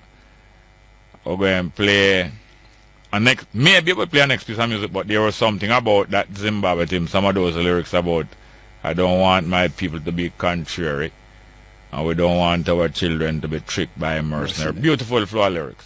I mean, excellent lyrics. Soon you'll find it was true revolutionary. In every man chest there be side. Those are some every lines, and you know, Bob is a funny version in terms of there are a lot of people who used to come with some lyrics and look upon them and him just pass it and then do it, but there are certain lyrics that when you touch him, he knows that it's on his line. It just really what it's all about, and you know, he gravitated them very easily when he see that. And I tell you, I remember what he was saying to me when we were going to say, boy, come Africa and get a million seller. You know? You know, I mean, fantastic. I mean, when flipping, at first I heard the lyrics before Bob heard it, you know? And then I said, boy, that sound, that. I say, Gashi, you know, we call him, I say, boy, Gashi. Big brother. Yeah, I say, Gashi, boy, you have something there. Yeah. That one you're wicked. Yeah.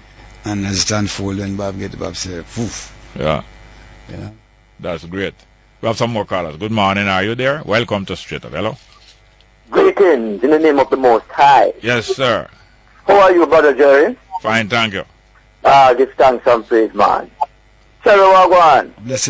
Hold on, by the way, when you hear the brethren say Cherry, I know Jerry him say not Cherry. Alan Cole is also known as Cherry, just as his father was before him, a great footballer, cricketer. Boxer also. So Cherry different from Jerry. But I know that, but you the listener might not know. A true man. Right. You have to make the definition, not true? Yes, sir.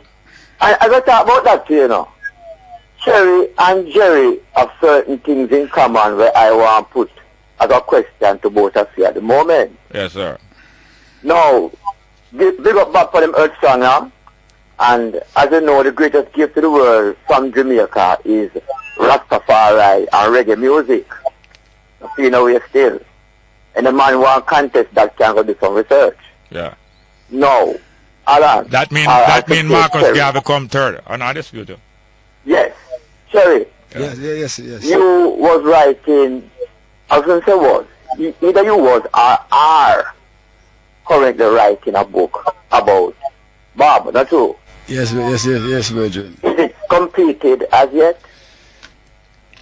Yes and no. In other words, the story has been what you call it now, has been done, but the interpretation is not to my liking yet. The editing, I mean the editing. The total interpretation. Oh, you have a ghostwriter, what they call ghostwriter who rewrites some of your words. Yeah. So, is it one person doing the ghostwriting? Yes, so far. Yeah. Okay, well, it is current. This is waiting. Yeah, I understand. To read that book because there's so much things you have to say about your lifetime with the gang. You know that one program alone that will say everything. Not true? That is true.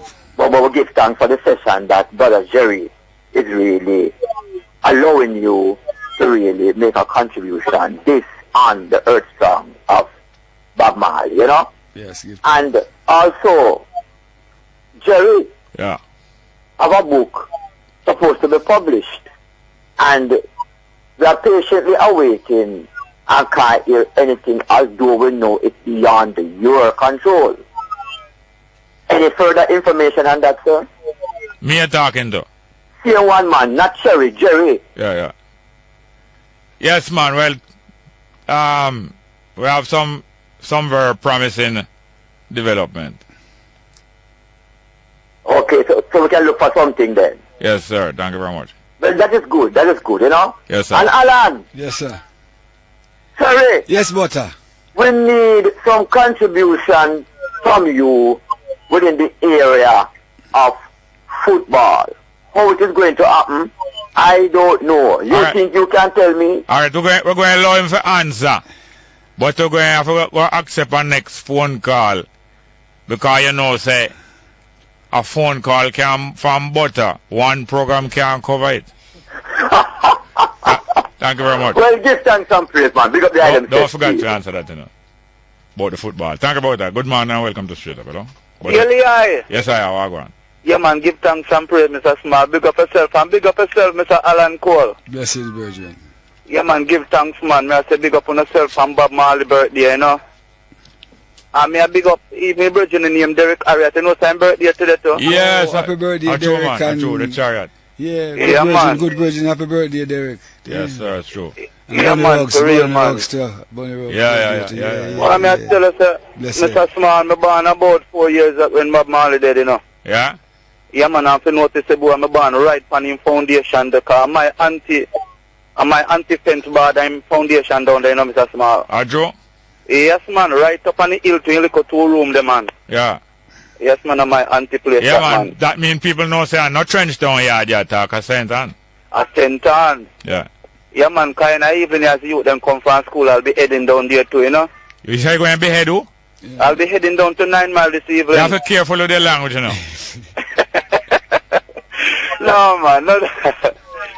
Yeah, man. All right, well, thank you very much. Just make a step, you know, but as me I said, big up yourself, Mr. Alan. Blessings be with you. Because you and Bob Marley, and not just ruminate, you know, I ruminate. I learned the word yesterday, you know, Mr. Small. Kiss me there. him listen to spelling bee, and the word ruminate come up, and me I tell you, no, ask him now, I use it. Him say yeah, man, ruminate. yeah, them and not just ruminate, you know, I ruminate, because I want to show you how you know the real evolutionary, you know? Yes, sir. Yeah, man, so we give thanks, man. So just big up on yourself, fire. Yes, and the revolution are done. Thank you very much, yes, sir. Rastafari. Well, thank you very much. Good morning. Welcome to Straight Up, hello? Welcome, Straight Up. Are you there? Next one. Go ahead, please. Yeah. Yes, welcome. Yeah, civilized, you know? Well, go on. Yeah, look, the man, SkillCole. Blessing, Virgin. Yeah. The Waterhouse man, listen. Yeah, you know, say, I read here about Bob Marley, I read him on. When did I read him, man? Oh, him read people on Miguel? No, he read Freeman on Miguel. I do. I know when I was a youngster in 9 Mile, he used to read up with the bread. He used to read people palm. So but this bread and Sam I read more than mine man a bill a spliff on your talk about him. I don't know about that, right? Hello, sir. Civilized. Mine is a spliff in that bill, you know. No, hear me hear that still, you know. Sam read him on and middle? Yes, Sam read him on him. His mother used to say, say that. There's plenty things that better than play, cause I hear man accuse man say they breed there on middle. Yeah. But I just joke with me when I go in on a fool before. I don't know X-rated thing. I just little joke with me, man. Okay. So Where the man read people and the glass? Where man read say? Prophet, no, read them fortune. What you say, Alan? Well, he used to tell them things that would have, that would become them. Yes. He was a seer. In other words, he was born awake. People who in the early days who used to do those things, they used to call them seers. And you read about in the Bible about Samuel and Nathan and all those prophets. Yeah. They call them seers, right? Because they had they used to be able to communicate at a different level, a different frequency, so they could see these things, or these things would come up to them naturally. It is a gift, so they could tell people about the things that came into their consciousness, and those things materialize. So they call them seers. But those people were born awake, you know. Yeah, aware. Aware, yeah. Yes, sir. After I forgot to another phone call, but thank you, Civilized. All right, cool. Yes, good morning. Welcome. Straight up, hello. Welcome. Go ahead, please. Are you there? Next one. Not there? All right. In the meantime, I'm going to read some more text message. Jerry, respect to SkillCole from the lady from Toronto that he gave the jersey. And a foreign text from Tina. You remember you get a lady a jersey? Can't remember. Yes, him do, but him don't remember the year. I shall play a music name Where Are When. Can't remember Where Are When, but next one. Greetings, Jerry. What happened to Don King, the man who wrote the book Bob Marley and Me? No man, you talk about Dan Taylor. Don King wrote Dan Taylor. Dan King is a completely different one. Him is a boxing promoter. Let's go for a break, straight up.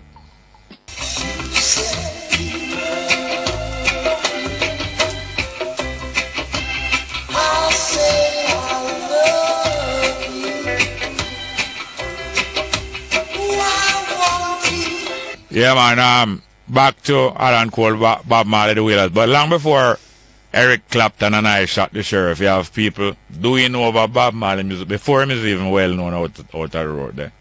Like, for instance, this one, Alan Cole. Johnny Nash. Yeah, Johnny Nash did quite a Guava Jelly. Really know. Came on music. And Johnny was down there and things like that. And even Barbara Streisand. Barbara Streisand did this.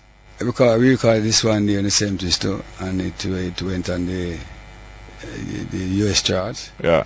So you know, people are picking up on his lyrics from early days. Yeah. You know. I want to hear some more from about him lyrics, but I could just take a few phone calls because I don't know if you can take all of them. Good morning, welcome back to Straight Up, hello. Morning, Robin. Yes, sir, Wagwan. Sure, Wagwan. Blessing. You know, it was you who make Baba love our horses, race horses. Well, it was and not only that, a three things we want to talk about. And we're not going to have time. Name them. Well, yes, Scott Park. You remember Scott Park? Yeah. Miami, Scott Park.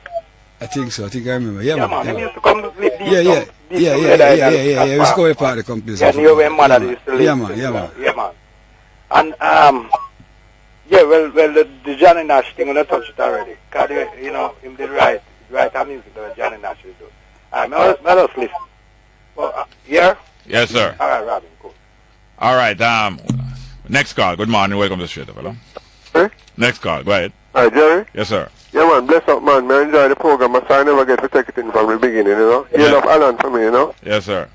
Yeah, basis baller come out of Jamaica, trust me. So, I just, as a Mona man and a Vineyard Town man, me personally, you know, but I like him reading a little bit about the House of Dread era there, you know? The football. Well, quickly, another time, because maybe soon because this is Black History Month, and the time's so tight that, you know, we're not making no promise now, but good idea. Thank you very much. Next one. Good morning. Welcome to Straight Up. Hello. Hello. Morning. Yes, sir. Welcome. Yeah, man. Two quick questions to Skill. One, if you could say to the public what, since he must have close to Bob, what inspired him to write certain music, certain lyrics? That is one. And the second one is, this is football now. Whether Pele or Maradona, which one Skill believe is the biggest baller? Last one first. Yeah, first one first. All right, go on. Well, the first one is again about inspiring for write lyrics. Okay, yeah. The beauty about Marley's writing is that he got his inspiration from events around and listen to people. He was very attentive, so he got most of the inspiration. If you notice in his early early days when they were interviewing, especially when we were in Europe and those places, they asked him, how you write, how you come with all these things? And I said, you know, my environment, people around me, people them giving my inspiration. They didn't understand it, but that is where he got all his inspiration from. He sat down, he listened to people, and he was just focused. Yeah, it's focused. You know, anything you said that sounded to him that was touching. Yeah. Tomorrow morning, you hear it in a different, yeah, man. In a story. Yes, sir. Next one. Good morning. Welcome to Straight Up. Hello. Good morning, Mr. Small. Yes, ma'am. How are you doing? Good morning to Mr. Cole. Morning, and happy birthday to Bob on his 70th. I just want to wind it a little bit because it's Black History Month and mention another very good Jamaican who was a friend of Bob and also who was 70 on the 22nd of January, Ken Edwards, who died as Professor Joshua Mukavuli in Tanzania.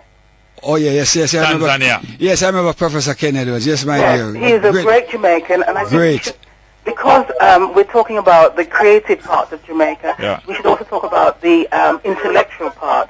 He did a lot of work in Tanzania.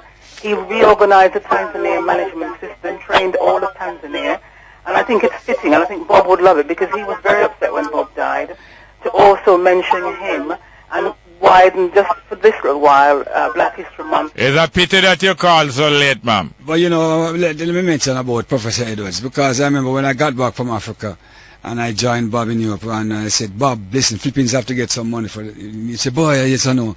He was the person who we sent to Island Records to pick up the payment, what they call some money for Philippines for his as an advance from Zimbabwe. Yeah. So Professor Edwards and somebody who used to come to Zimbabwe and used to pay there and visit me quite a lot. Very, very great Jamaican Pan-Africanist. Great supporter. Yes. And apart from that, one of the founders of Nascimento Football Club. Yeah, it was early. So you see him around it, intellectual and... Yes. And he was personal advisor to President Nyerere. Yes, sir. Thank you very much. Him even take care of Daniel Hartman. I don't know what him don't do. Yes. Thank you very much. Next call. Good morning. Welcome to Straight Up. Thank you, ma'am. Here. Good morning and welcome to Straight Up. Go ahead, please. Morning, Jerry. Yes, sir. Blessed. Yes, sir. George, what on the program? George, what Go ahead. Yes, Jerry. At the time now, Lord, I just want to yell up Alan SkillCole. You know, for standing Bob doing them period of skill, you know, time not allow much and give thanks life of Bob Marley shared, you know. I want to also acknowledge Brother Dago from Paros, who was one of the early mentor for Bob Marley. It was about age 10 them time there when Bob Marley used to come by Brother Dago at Trenchtown, you know, and sit in and observe all the reasoning, big color. And other reasons, you know. Yeah, I understand what you said, Joe. I understand Dago. We know about Dago and all of those things too. Dago met Bob in the early, that was the second visit to town. The first visit when he was in West Kingston, so you have to big up all those people like Shine and all those his friends in the early days, from Darling Street. Stone that's where he, you know, that was his year, the first time he came in to city. Yeah. Yeah, man. But I know Alan wants to say something about Bob Lewis. Let me just read two more text messages. Happy birthday, Bob and Derek Harriet. Next one. Jerry, could you please repeat today's program? There's a valuable history lesson for our people. Next one. Jerry, police sick out over Georgia's decision in Brownstone. Next one. Jerry, had the other police on duty refused to lock up their co-worker, would they be put away too? I kind of doubt it, but Alan will have some important thing to say in the 4 minutes that are left. Straight. We're talking about the lyrics of Marley. Yeah. Marley's lyrics, Marley himself was really a spokesperson. His lyrics became that potent force for the third world, what they call oppressed masses. Yes. He was the person who inspired we call them radicals. Yeah. But the oppressed people of this world were freedom fighters. He was the spokesperson. Yeah. That's what made him so potent. And the lyrics was just something that was unusual. That was fitting, yeah. Yeah, because in any society, Marley will be accepted. Yeah. As I said in some long interview years ago, his music is like good food in any culture. You have to love it. Yeah. And in one guy said earlier on that his lyrics inoculates. And that is so true. And that's what made in other words, them the music, the lyrics, the truth in it come into your system and live and take on a life of them own in your system. Yeah. What the thing about these lyrics is that it can lead you. Yeah. And people who are looking for direction will listen to Marley. Let me give you a fine. I remember when we were in Germany, and this guy came to the clinic, and he was the program director for Voice of America. He programmed all those stations through the African thing. Yeah. So when I was talking to him, I was amazed. I said, "Yeah, you're the man that." So I called a station that we should listen to in Africa, Voice of America, and he said, "Yes, I'm the one who programmed." I said, "Yeah." And I said, "We should listen to like every week, and we should enjoy listening because you're the only station in that part of the world that played reggae and things like that." And Bob, so he was still in front of Bob. He said, "Listen, you are the man that wake me up in the morning. You're my coffee." No, this is the program director telling me that. He said, "You're my coffee. I listen to you as I get up in the morning. You're the man that inspires me. You make my day right." So just imagine what other people in third world countries are saying now. What type of effect it has on them. Well, as you were saying, this man is a first world man, director of Voice of America and so on, first world person. And you can imagine what him do to third world people who even need it more. The fact is this, that one of the greatest influence or effect he had in a people's struggle was a first world country. That's right. East Germany. Yes. Who was fighting to have the wall break down.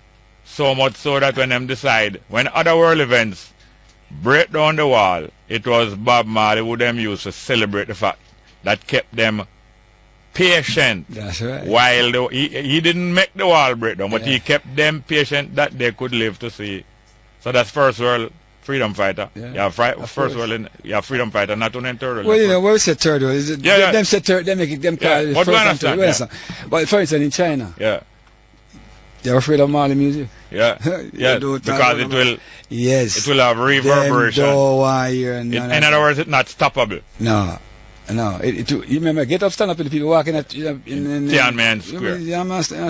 So I'm saying to you, with all of this, every time I see these things unfold, I remember Martin Planet talking about these things from and every time I hear the sound of the whip, the blood run cold. May I tell you, I want to thank Alan Cole. And I want to thank my producer. Her name is Tanner. I want to thank assistant producer Michaela Johnson. Thanks for having me. Yes, sir. Thank you very much. We didn't answer the question about Pele Marden. Yeah. Two great players. One had more pace in his game, which is Maradona. Close-up skills, great. Both close-up skills. But as a back player who plays with his back to the goal, Pele is more effective player. But it's something that we can debate, and they are two great players. Yes, I want to thank broadcast technician Ryan and production technician assistant Ashley James. Thank you very much. Straight up.